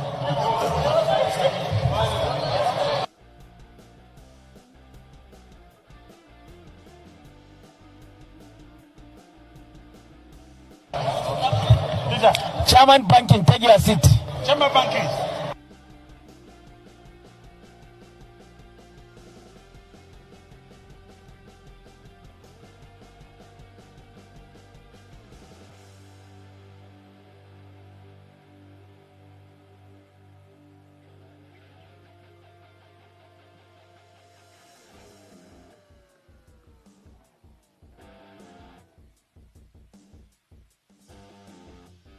Inform you that today is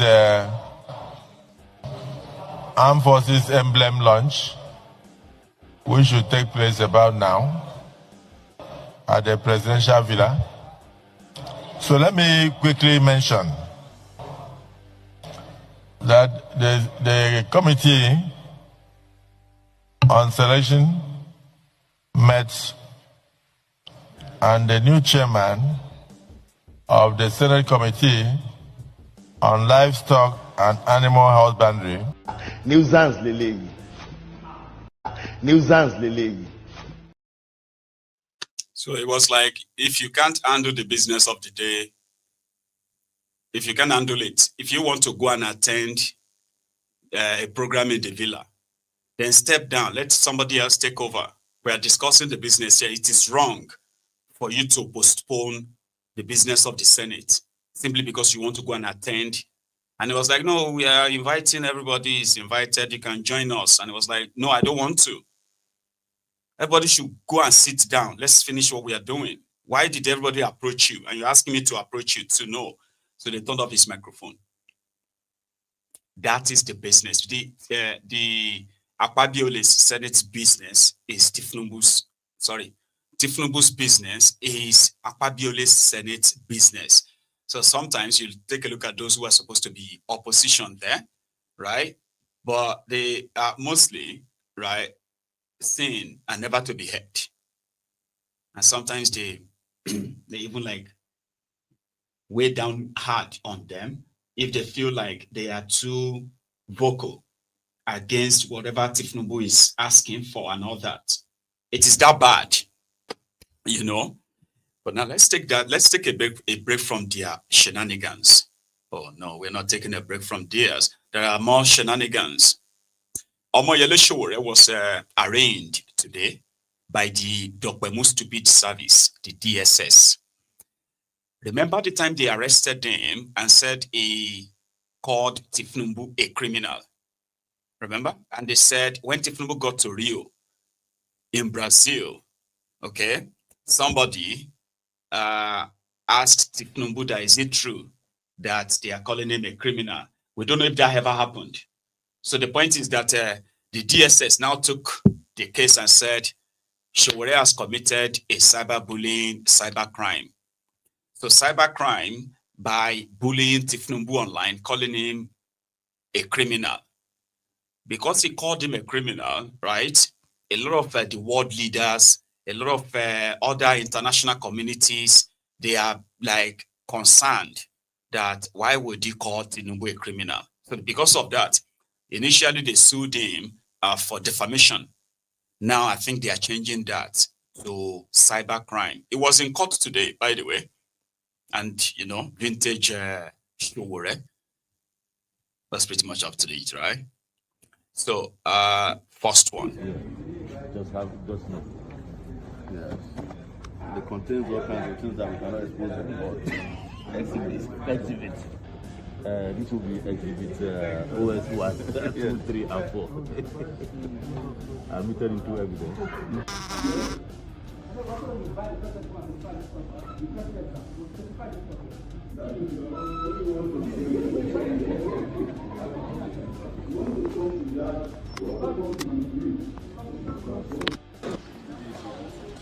Let me restate again. Your resources to punish all these innocent boys when you have big criminals and you can't do anything about it. You have guys on TikTok collecting ransom.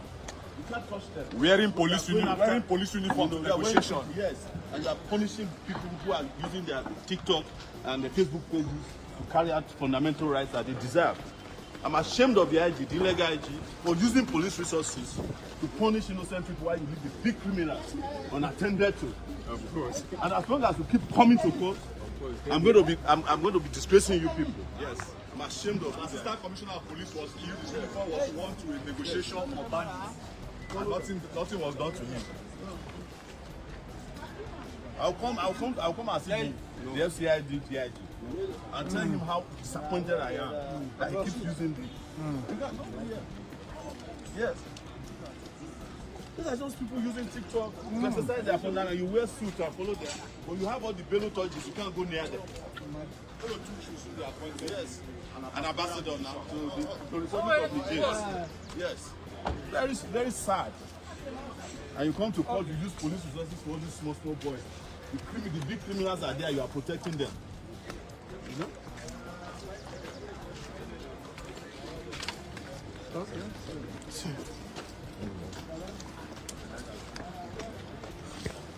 Very ashamed of Nigeria police. Very ashamed of the DSS.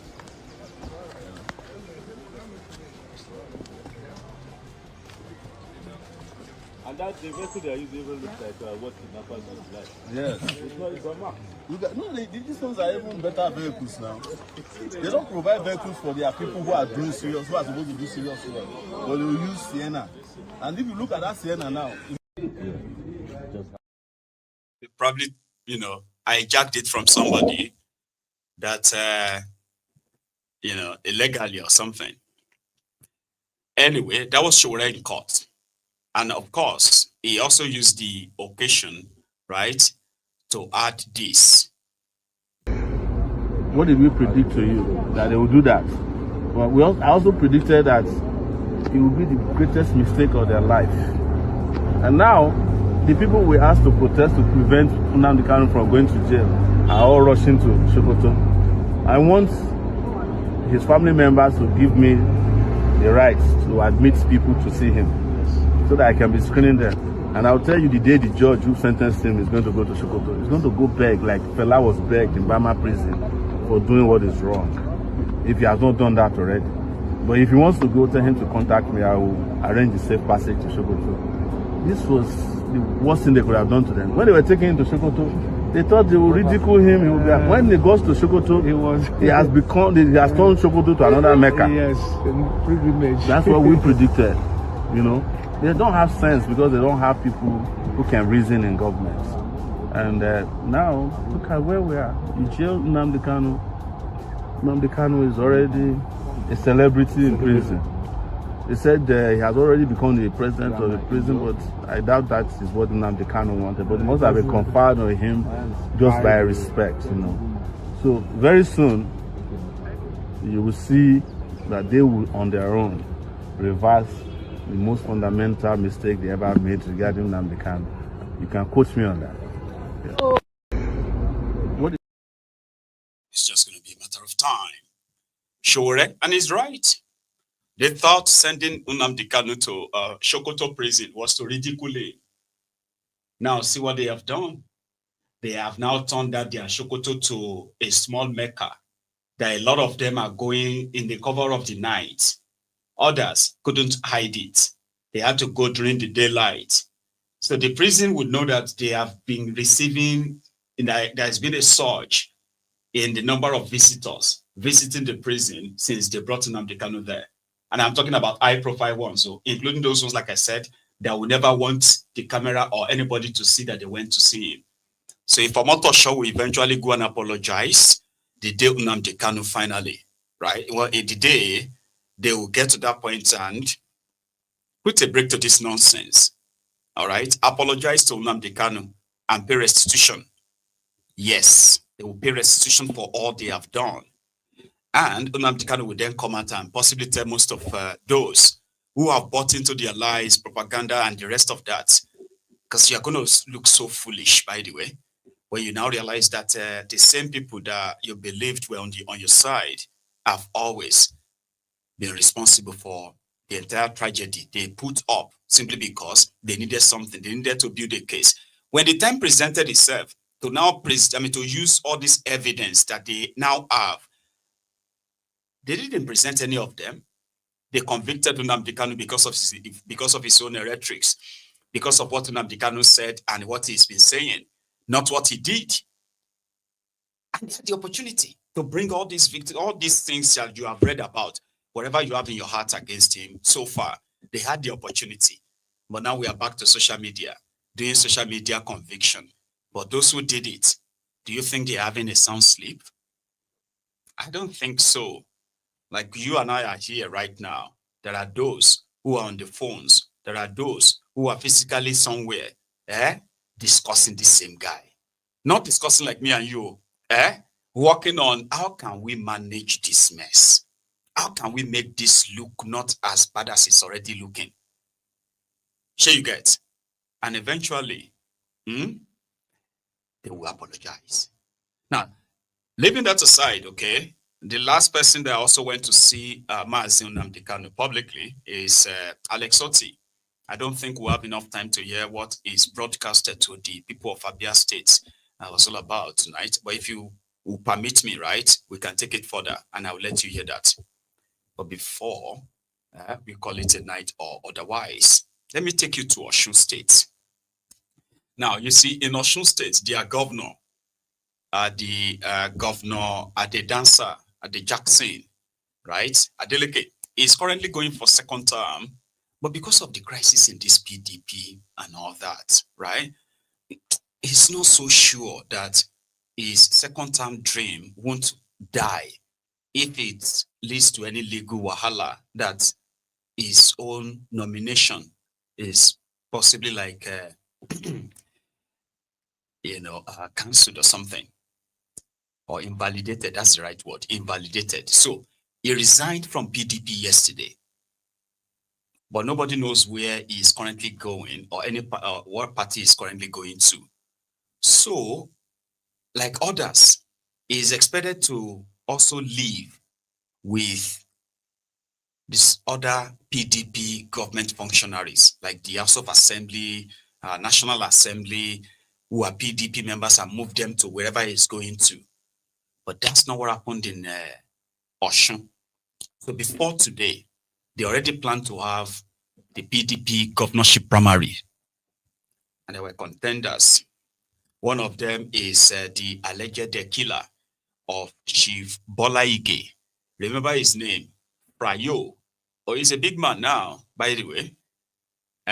The guy that was arrested, and Omishore was also arrested. While in prison, Omishore was elected senator or Osun. You know the whole story. So Prayo has moved on to become big politician in PDP. So he's the other guy in PDP wants to be governor in Osun, and then Governor Adeleke. So when Governor Adeleke resigned from PDP, meaning he is no longer participating in the governorship primaries, that should be very clear, right? But his own lieutenants, like the speaker and others, felt like, no, they are still PDP members, and they will choose another time for their PDP primaries. But how does that work? So today, some people were apprehended by the same Adeleke loyalist. They were accused of being sent from Ibadan by Solomon Makinde Ibadan. You know, Seyi Makinde wants to be president as well in PDP, presidential candidate of PDP, right? So it is believed that Adeleke is not really in bed with that somehow. However, for Seyi Makinde to also maintain his own, maybe his own political, kind of like spread his own political tentacle, right? He sent some delegates. It shouldn't be there ordinarily, but there were some men arrested, apprehended by the speaker or the loyalist of Adeleke, still in PDP. They were accused of being sent by Seyi Makinde to come and disrupt governorship, or to come and conduct governorship primaries when there is no governorship primaries election. What's going on? I have a copy. Just sit back. All right. Oh, hang on. I wanted to show you this. So the resignation letter, Adeleke resigned from PDP. That's the one on the left. The flyer for their governorship primaries is the one in the middle. The man on the right is Prayo. His name is Adebayo Olugbenga Adedamola Prayo. So the one accused of killing Bola Ige. So since Adeleke has resigned, that means he's no longer qualified to contest for So what then happened was that what do you call it? Prayo is automatically the winner. But you see, those who are from Osun State, let me tell you this, especially those of them who have invested in the politics of Osun State, whether home or abroad, they will tell you that that's not the whole story. I know all of you have your stories about what happened there, but this is what is actually clear. I don't want the story that made Adeleke not to stay in PDP. I may have an idea. You may have a better one. That's fine. And then the governorship primary that was scheduled even before Adeleke left the party. Maybe another group organized that. I don't know. No. So the point here is this. Adeleke is no longer in PDP. So obviously, but you may argue that, but what about his supporters? His supporters are still in PDP, so they can choose another person. But they didn't choose another person. Anyway, this from the scene where they were supposed to be having the governorship primaries, which later turned to something else. I don't have the conclusion, but I do have this.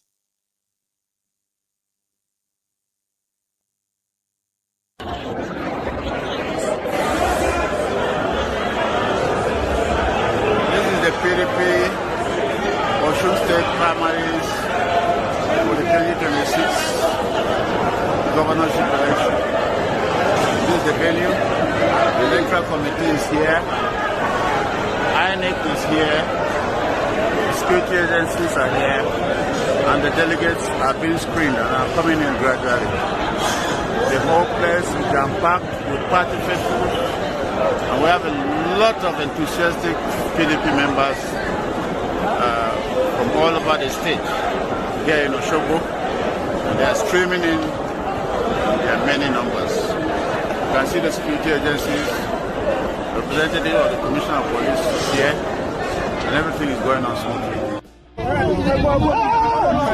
èyí ni díẹ̀ lára àwọn jàǹdùkú àdàlú tí gómìnà Ṣèyí Mákindé kó wá láti wá da omi àlàáfíà ìpínlẹ̀ Ọ̀ṣun ọwọ́ òsìnkú ìjọba ti tẹ̀ wọ́n láti ìpínlẹ̀ Ọ̀yọ́ wá da omi àlàáfíà ìpínlẹ̀ Ọ̀ṣun láti wá ṣe gubernatorial primaries awúrúju ní ìpínlẹ̀ Ọ̀ṣun láti fi dá iṣẹ́ rere tí gómìnà Adémọ́lá Adélékè ṣe lọ́wọ́. èyí ni díẹ̀ lára àwọn tí ọwọ́ tẹ̀ nínú àwọn ọ̀bàlújẹ́ ọ̀bàyéjẹ́ tí gómìnà Ṣèyí Mákindé tó kó wá láti ìpínlẹ̀ Ọ̀yọ́ láti wá da ìpínlẹ̀ Ọ̀ṣun ọwọ́ sí tó ìjọba ti tẹ̀ wọ́n lọ́wọ́lọ́wọ́ báyìí.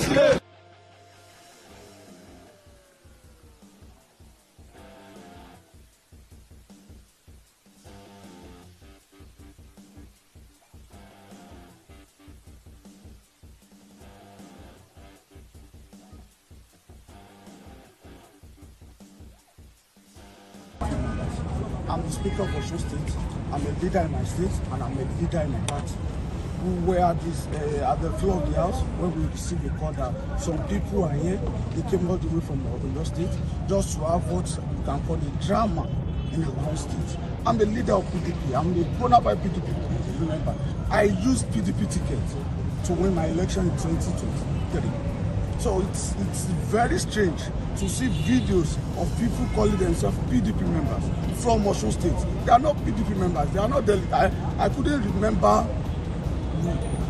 We received a message 2 or 3 days ago that there's going to be a Congress.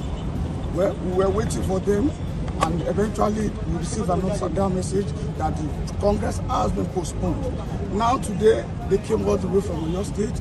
If Governor Ṣèyí Mákindé, this is a message to Governor Ṣèyí Mákindé. If Governor Ṣèyí Mákindé is desperate to become president come 2027, he should use another state as a tool, not Osun State.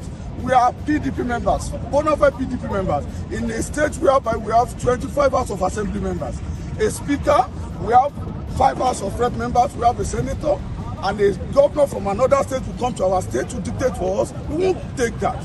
We won't take that. And this is a message to everybody that we won't take this anymore. We are leaders of our party, and we won't take this anymore. They came here to do what I can call a drama, and this will be the end of it. Mr. Speaker, are you claiming that there was no notification to you or any other chairman of the party? No notification whatsoever. From any quarter, both the National Working Committee, both from the state, no message. I'm a leader of my state. I'm the speaker. And we have members. This is the deputy speaker. These are leaders. These are honorable members. And a governor from another state will come to our state to dictate for us. We won't take that. What is the next step for the party, sir? Oh, well, the leaders, we are going to have a meeting and we will decide that. Sir, lastly, sir, the governor just resigned from the PDP. What's your reaction to that? Well, and what's the stand of the State Assembly? The truth is this, I wish him well. He's our leader. He has done well. He's doing well. We are so proud of him. But we won't say because we love him, he shouldn't go ahead with his ambition.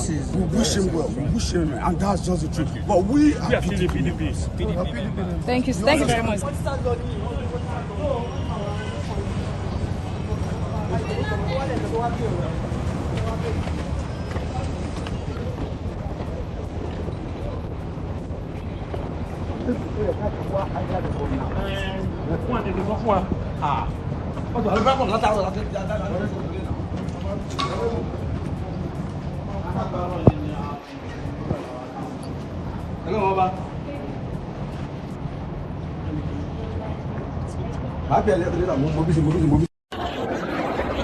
Tear gas out.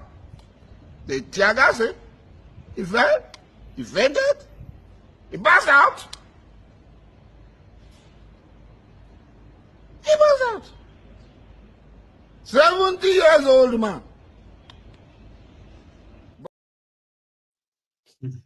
That is their politics.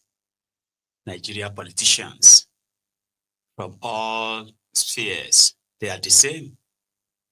Shamelessly, you hear them, we are still in PDP. But in another 48 hours, you may hear the breaking news.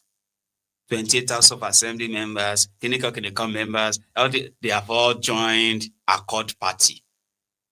They are now Accord. And just like that, they will take off the PDP, they'll take everything off. They will change the branding of their buildings. They will change their everything. Suddenly they will be Accord. And you'll be like, but nobody you the fight, say PDP no suppose hold governorship election 3 days ago.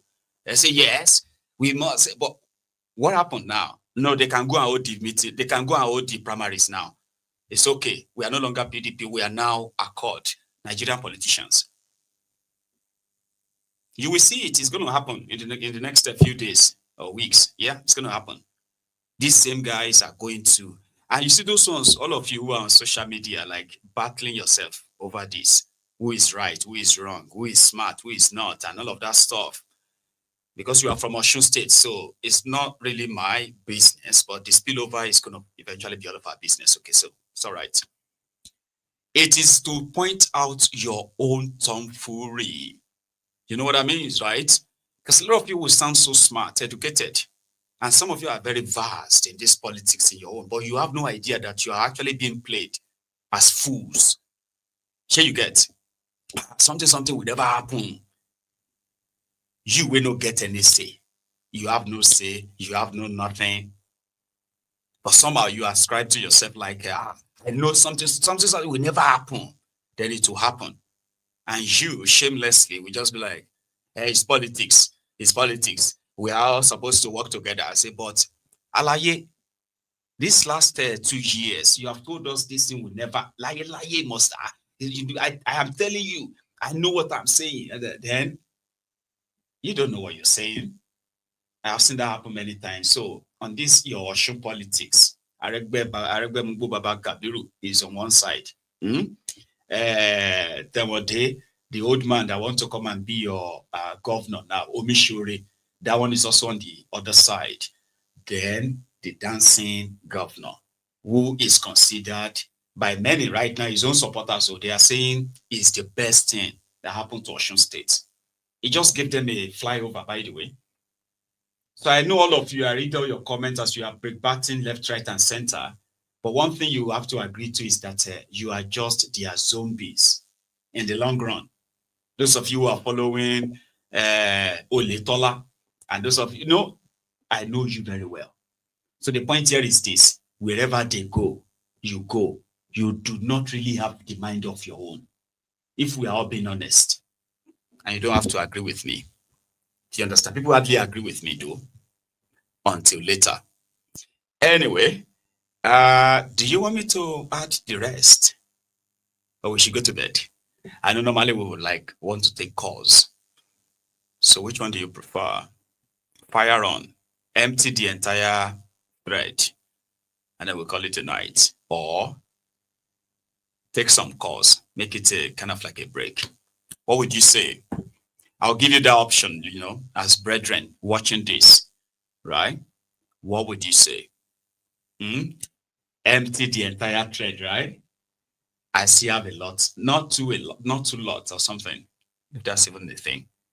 But here, we're asking justice for this policeman assaulted by another soldier.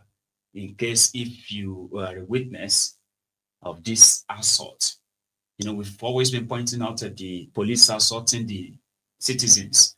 You can Google that. You see thousands, if not tens of thousands of all these clips, and the victims who never got justice. Most of them never really get justice. On that, we still believe that injustice to anyone is injustice to anyone is a threat to justice, or is a threat to justice for everyone elsewhere. That's not the way it's phrased, right? So we believe that everybody deserves justice, even the unjust policemen. So justice for this officer.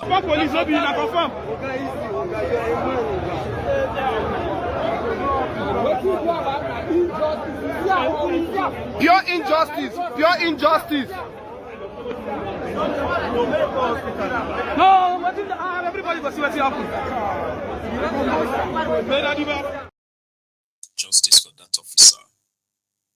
And talking about justice, do you think, because right now it's been announced that Werewike has now been officially expelled from PDP. And that should have followed the last convo, right? But it doesn't matter. So Werewike has been officially expelled from PDP. And my question after that Oshun scene was that which faction of PDP would you say those guys belong to? But it doesn't matter anymore.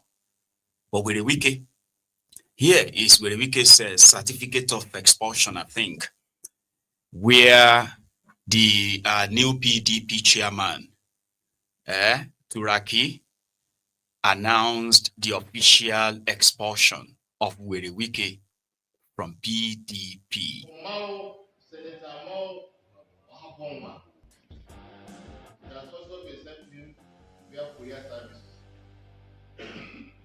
The next one is for Mr. Austin Mwachukwu. Certificate of expulsion has also been sent to him via Korea. The next one is that of Abraham. It has been sent to him via Korea. And then you have second to the last is that of Judge Toda. This certificate that I'm talking to you has been sent to him also via Korea services. I'm sure some of them have already received it. Last but not the least is that of Chief Dan Obi. It has been sent to him to Korea. Now, so now so Werewike get expelled, and you all know that it's not going to end there. Sure you get. So Werewike would soon give his media chat to tell all of us that it's a joke. But that expulsion took place after the Werewike's faction. Remember that the Werewike's faction were saying that their tenure would end on the 2nd of December. That these Turaki guys, they were supposed to wait for until the tenure ended before they would then conduct a Congress. And those ones said no. The party could conduct its own Congress, choose its leadership, and wait it out for the current ones to end their tenure legally. Now that tenure ended today, and they actually did a small ceremony, transfer of power from the supposed Werewike's group to these guys. So immediately after that, he announced the expulsion of Werewike and his group from PDP. That was today. But you know that's not going to be the end of it, right? Trust me, it's not going to be. And the drama will come in the next 1, 2, 3, 24 hours. Trust me. Meanwhile, Lagos State, in their own efforts, what they called an effort to, control the situation where the insecurity in the metropolis and across the country is leaving everybody on the edge. So they started a raid in K2, Lagos today. For those of you who pass through the area, you might probably see this around the time, right? So they were clearing the suspected societal menace. Let's use menace. But that's not the primary reason why they are raiding them. Watch this. Oh, yeah. Keep like what I am, my boy.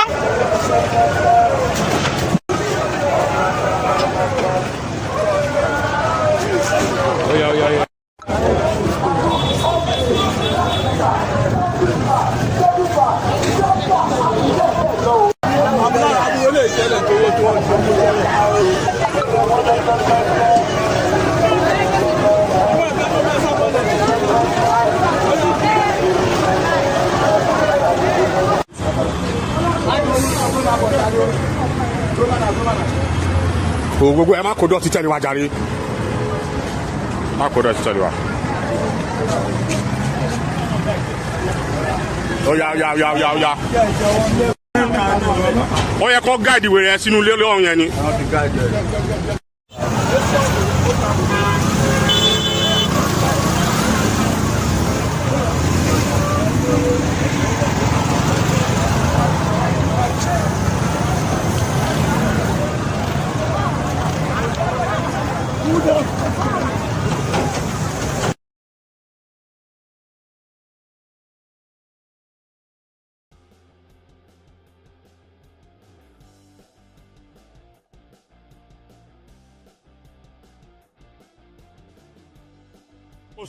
Kò tètè síwájú ni o mọ̀ pé méjì ni wọ́n o ẹ kò dáhùn síwájú ni o. Stand up. Oya, no, leave am. Oya, go.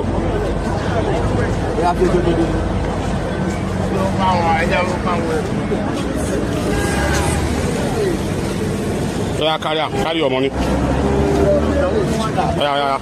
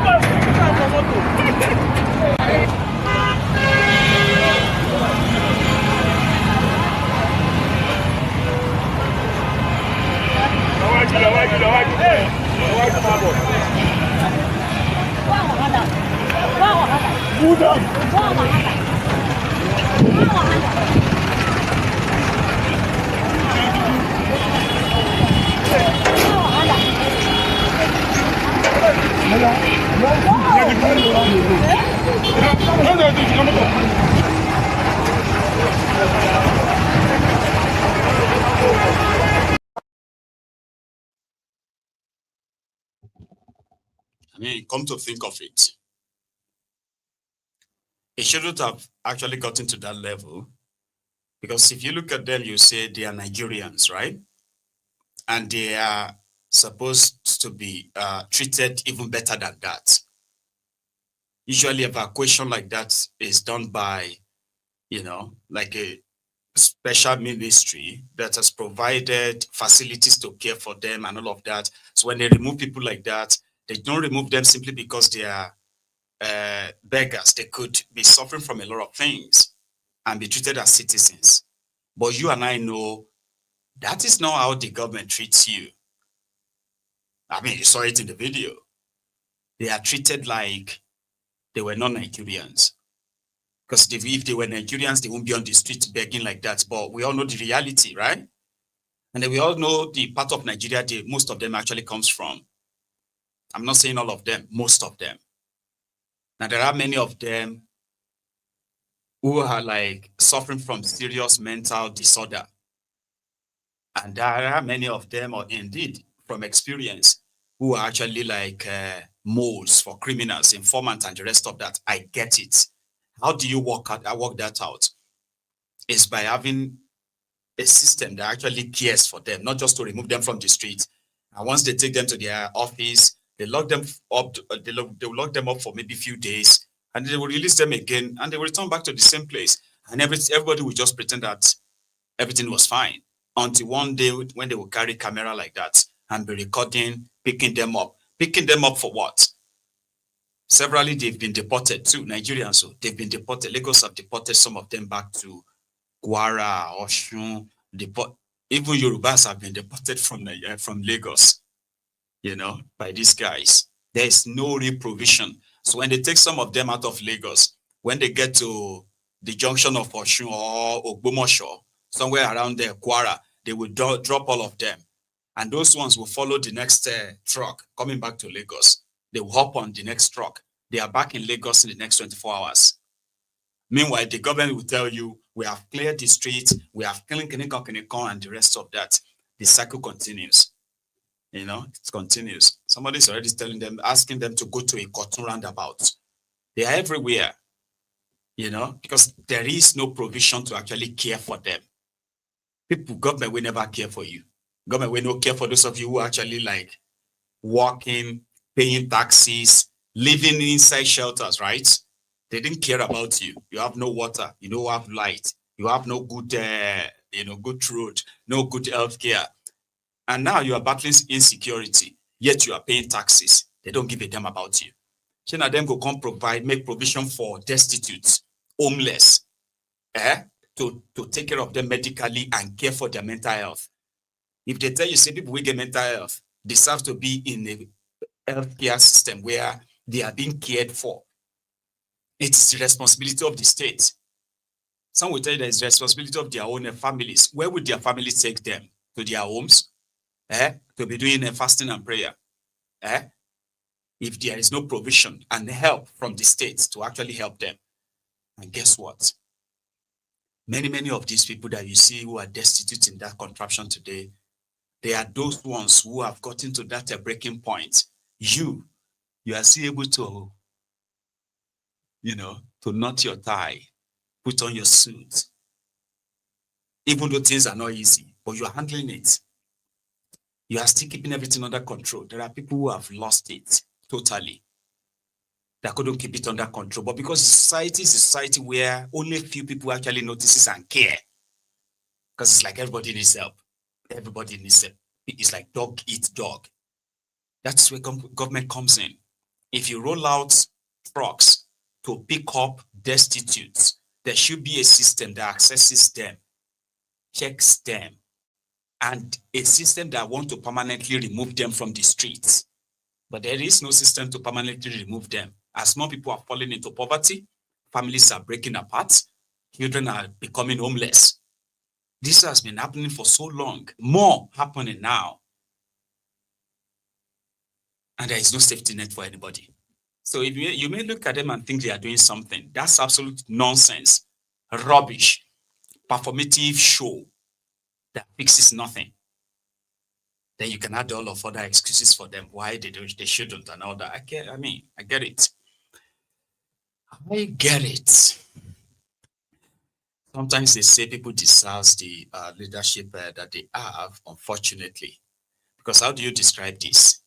You have criminal politicians. Then you also have, I don't know how to describe lunatics who are citizens as well. Or what would make people continue to do something like this in a public road, in a broad daylight? This one happened in Benin City, Edo State. Ija. People are not revising. For second. Second. Second. Now they block like this, so because they want to do party.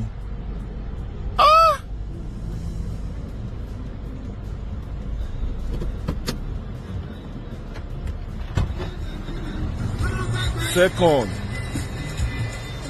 Yeah. Major road.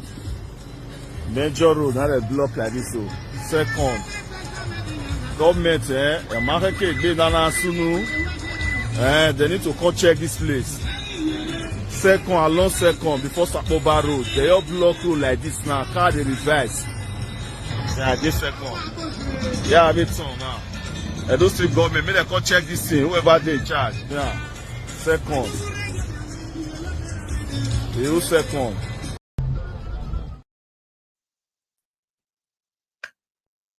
Like leaders, like followers. Nigeria is a place where people dream to be rich so that they could have some privileges that only rich people have. For example, cut down all roads. When I want to do my mom's burial, my mom's remembrance, or if I want to do a chieftaincy celebration or something, I need to shut down this town. We need to shut down everywhere. And then you see the police mounting roadblock and tell you road close, go that side. So how this road go take day closed? Policemen who are supposed to actually who protected the law and all that, they will be the one there telling you to go that side. Soldiers. Now you go the reverse. Once you see a cock gun, road close is road close. Do you not know that the wife of the governor, this is the road to the house of the governor's in-law, the first lady's mom, the woman that died, that the whole family is sad, and we have about 18 governors coming, including vice president. So you want us to open this road, but you don't understand. Like, my friend, we are doing the first lady's mom's burial. And citizens, they will find another way. They're going to tell themselves, no pass Akpoba Road, no pass Admiralty, go pass another distance. Tinubu they do birthday, Admiralty is closed. Land Village is closed because Tinubu they do Salah. Things that you get to. So a lot of people would then be like, they want to have money so that they can do that. Oh man, if I get money like that, go take. I first get maybe like about 20 latest Rolls Royce. They'll just say my Egun 1, my Egun 2, my Egun 3, my Egun 4, my Egun 5, my Egun 6, my Egun 7, my Egun 8, my Egun 20. That one will go front. Maybe Maybach, something like Maybach, GL. Me, I know to know car, so don't mind me. And I come there, I'll just get like 5. And I'll get one latest chopper, helicopter, that will be flying ahead. Now waiting. Get the money first. So majority want to have the money so that they will be above the oppressed. Here you get, rich people can't oppress me anymore. Now me and deputy governors, now all of us did the same golf club. They want to have that money to be able to live like that. Then they want to be the ones who now oppress people. Here you get, when they will say, I can buy your whole family. Who are you? Do you know who you are talking to?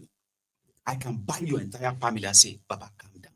If you buy my entire family, what do you want to take us to? What do we go to do for you?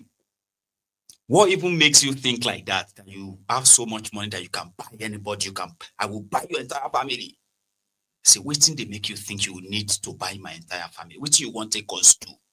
We go to go do farming for you. I'll be waiting in 2025. You understand? Why? Don't you figure out the whole family? Me, why? Buy me alone. But because he needed to feel that big. Unfortunately, it is all kind of like vanity. They don't have the same mindset to build a society, right, that is so prosperous, right, that the number of people they want to oppress will reduce, that they themselves can live normally, like they do when they leave Nigeria, because they always live normally when they leave Nigeria. They suddenly realize that they don't need all these securities, retinue of security guys. They no longer need to suspect a lot of you because you are no longer looking dangerous. People don't look dangerous to them abroad. Yeah? For you that they are representing, you begin to, for those who are representing, for those ones who are living with you there, you are all looking dangerous to them. They say, it's Sake. Sake will say they share bread together. Sake when they talk, say, it may look dangerous. If nobody say poverty. God, where do your own Sake, go do my own, no. Me when they look dangerous to Sake, can you imagine? Sake when they tell me, say, make they give her, they give me an appointment before I call to his estate. The security guys there said I look dangerous. It may look dangerous to budget poverty. You begin to look dangerous to the people that you used to all do together before, because in their mind, they are always looking forward to the time they will always move away from you. It is not about, can we make this place better than it is? If I have the opportunity, I would love to make this place better than it is, so that we all stop looking dangerous. But no, they will move away to Lekki, to all those places that they believe that people are not looking too dangerous. When they are coming to see you in Shomolu, Oshodi, coming to Ketu or Bariga, all those places, they will now bring Mopo. Mopo go on, they carry gun.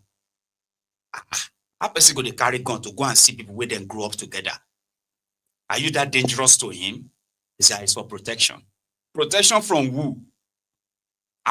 Sake. Ajo Dagbani, Baba. Who are you protecting yourself from? Us. For place where we see all of us, that's Nigeria. I don't know. Sometimes I can digress that way so that I can reduce the tension of the entire frustration going around in that place, okay? And you can also go to bed a little bit smiling. I'll show you more tomorrow. Enjoy the rest of your evening or night. For the case of those who are already approaching midnight in Nigeria, okay? I will see you another time. Lababs, African Wahala, thanks for your time. And everyone else,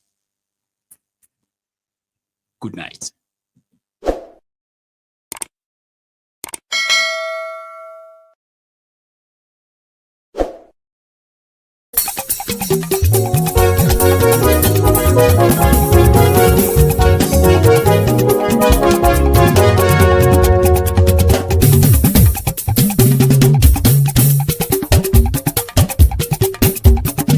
Mayegun làwa mọ̀ làmọ̀ tó dòdòdò.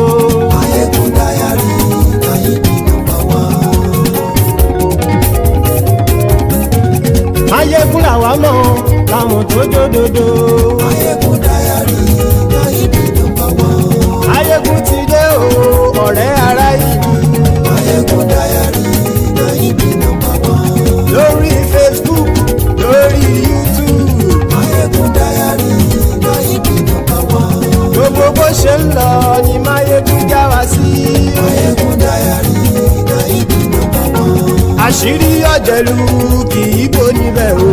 Mayegun Diary Ayíbi #1. Bó bá ṣe eré àní Mayegun máa wí. Mayegun Diary Ayíbi #1. Ó sì tún ṣe eré wàá gbọ́ níbẹ̀ o. Mayegun Diary Ayíbi #1. Mayegun Diary politico. Mayegun Diary Ayíbi #1. Godfatherism kò sí lọ́rọ̀ Mayegun. Mayegun Diary Ayíbi #1.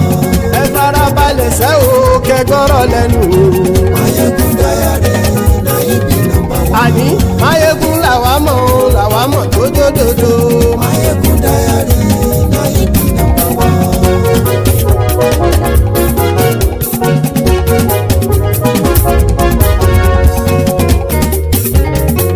Àní ẹ̀sùn rákì. Mayegun ti dé. Mayegun ti dé. Ọ̀jẹ̀lú ẹ̀sùn rákì. Mayegun ti dé. Àní ẹ̀sùn rákì. Mayegun ti dé. Lórí Facebook. Mayegun ti dé. Àní ẹ̀sùn rákì. Mayegun ti dé. Lórí YouTube. Mayegun ti dé. Àní ẹ̀sùn rákì. Mayegun ti dé. Bọ́ bàbá gbé wúrẹ́. Mayegun máa wí. Àní ẹ̀sùn rákì. Mayegun ti dé. Ijó ìgbádìyẹ. Mayegun máa wí. Àní ẹ̀sùn rákì. Mayegun ti dé. Bí pẹ̀sìdó bá rúfin o. Mayegun máa wí. Àní ẹ̀sùn rákì. Máyégún ti dé. Kí gómìnà kówó jẹ. Máyégún máa wí. Àní èso àjò. Máyégún ti dé. Ọlọ́pàá tí ń gba rìbá. Máyégún máa wí. Àní èso àjò. Máyégún ti dé. Aṣòfin tí ń rúfin òwò. Máyégún máa wí. Àní èso àjò. Máyégún ti dé. Òpùrọ́ olóṣèlú.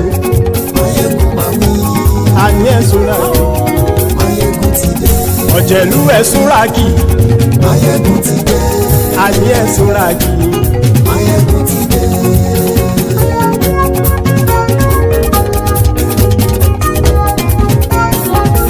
Máyégún ti dé. Gbogbo ọ̀jẹ̀lú ẹ̀sùn ràkì. Máyégún ti dé. Gbogbo ọ̀jẹ̀lú ẹ̀sùn ràkì. Ṣùgbọ́n ní bá ti ṣe èyí tó yẹ kí wọ́n ṣe, ọmọ Bádérò ní fi wọ́n níran o. Máyégún ti dé. Gbogbo ọ̀jẹ̀lú ẹ̀sùn ràkì. Máyégún ti dé. Gbogbo ọ̀jẹ̀lú ẹ̀sùn ràkì. Ṣùgbọ́n ní bá ti ṣe èyí tó yẹ kí wọ́n ṣe, ọmọ Bádérò ní fi wọ́n níran. Wọ́n fowó bẹ́ẹ̀ o, Máyégún ó sọ pé wọ́n ò bẹ́ẹ̀. Wọ́n fowó bẹ́ẹ̀, Máyégún ó sọ pé wọ́n ò bẹ́ẹ̀. Oníkanṣá ti ṣe èyí tó yẹ kí wọ́n ṣe, fáwọn ará ìlú tó gbé wọn débẹ̀ o. Máyégún ti dé. Gbogbo ọ̀jẹ̀lú ẹ̀sùn ràkì. Máyégún ti dé. Gbogbo ọ̀jẹ̀lú ẹ̀sùn ràkì. Ṣùgbọ́n ní má ti ṣe yìí tó yẹ kí wọ́n ṣe, ọmọ Bádérò ní fi wọ́n níran. Kì máa yí ṣe eré, ọ̀rọ̀ yìí kì í ṣe ẹ̀fẹ̀. Kì máa yí ṣe eré, ọ̀rọ̀ yìí kì í ṣe ẹ̀fẹ̀. Ẹni bá ti lè lẹ́bọ̀ lẹ́rù o, ọmọ Bádérò kàṣàyè tú wọn síta.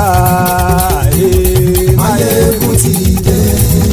Gbogbo ọ̀jẹ̀lú ẹ̀sùn ràkì. Máyégún ti dé. Gbogbo ọ̀jẹ̀lú ẹ̀sùn ràkì. Ṣùgbọ́n ní bá ti ṣe yìí tó yẹ kí wọ́n ṣe, ọmọ Bádérò ní fi wọ́n níran. Tẹnitẹni ọmọ Máyégún ọ̀rẹ́ ara ìlú mọ̀mọ́ ni mo fọlọ́run ṣọ́ ẹ̀ bá kìlẹ́bù. Lóòótọ́ olódodo ìlú ọ̀tá ìlú mọ̀mọ́ ni ìwọ ṣá máa ń ṣọ́ra kò sì mọ́ bẹ̀rù. Bọ́tà ń lè rí bóníṣègùn lé káwọn mọ̀mọ́ fi ṣera wọn ni ó ti dẹrùn tí wọn ò gbọ́dọ̀ sè mọ́bẹ̀. Èèpo ọ̀gọ̀ lọmọ Bádérò tàjẹ́ ò gbọ́dọ̀ jẹ́, ó ti jọba lórí àbínú ẹni kò sì mọ́ bùyà. Àìsíwọ́lú ní ẹnìkẹ́ ìgbódì ẹyin lábàrá o, ó kó ẹni tó bá dán wò á kàmù.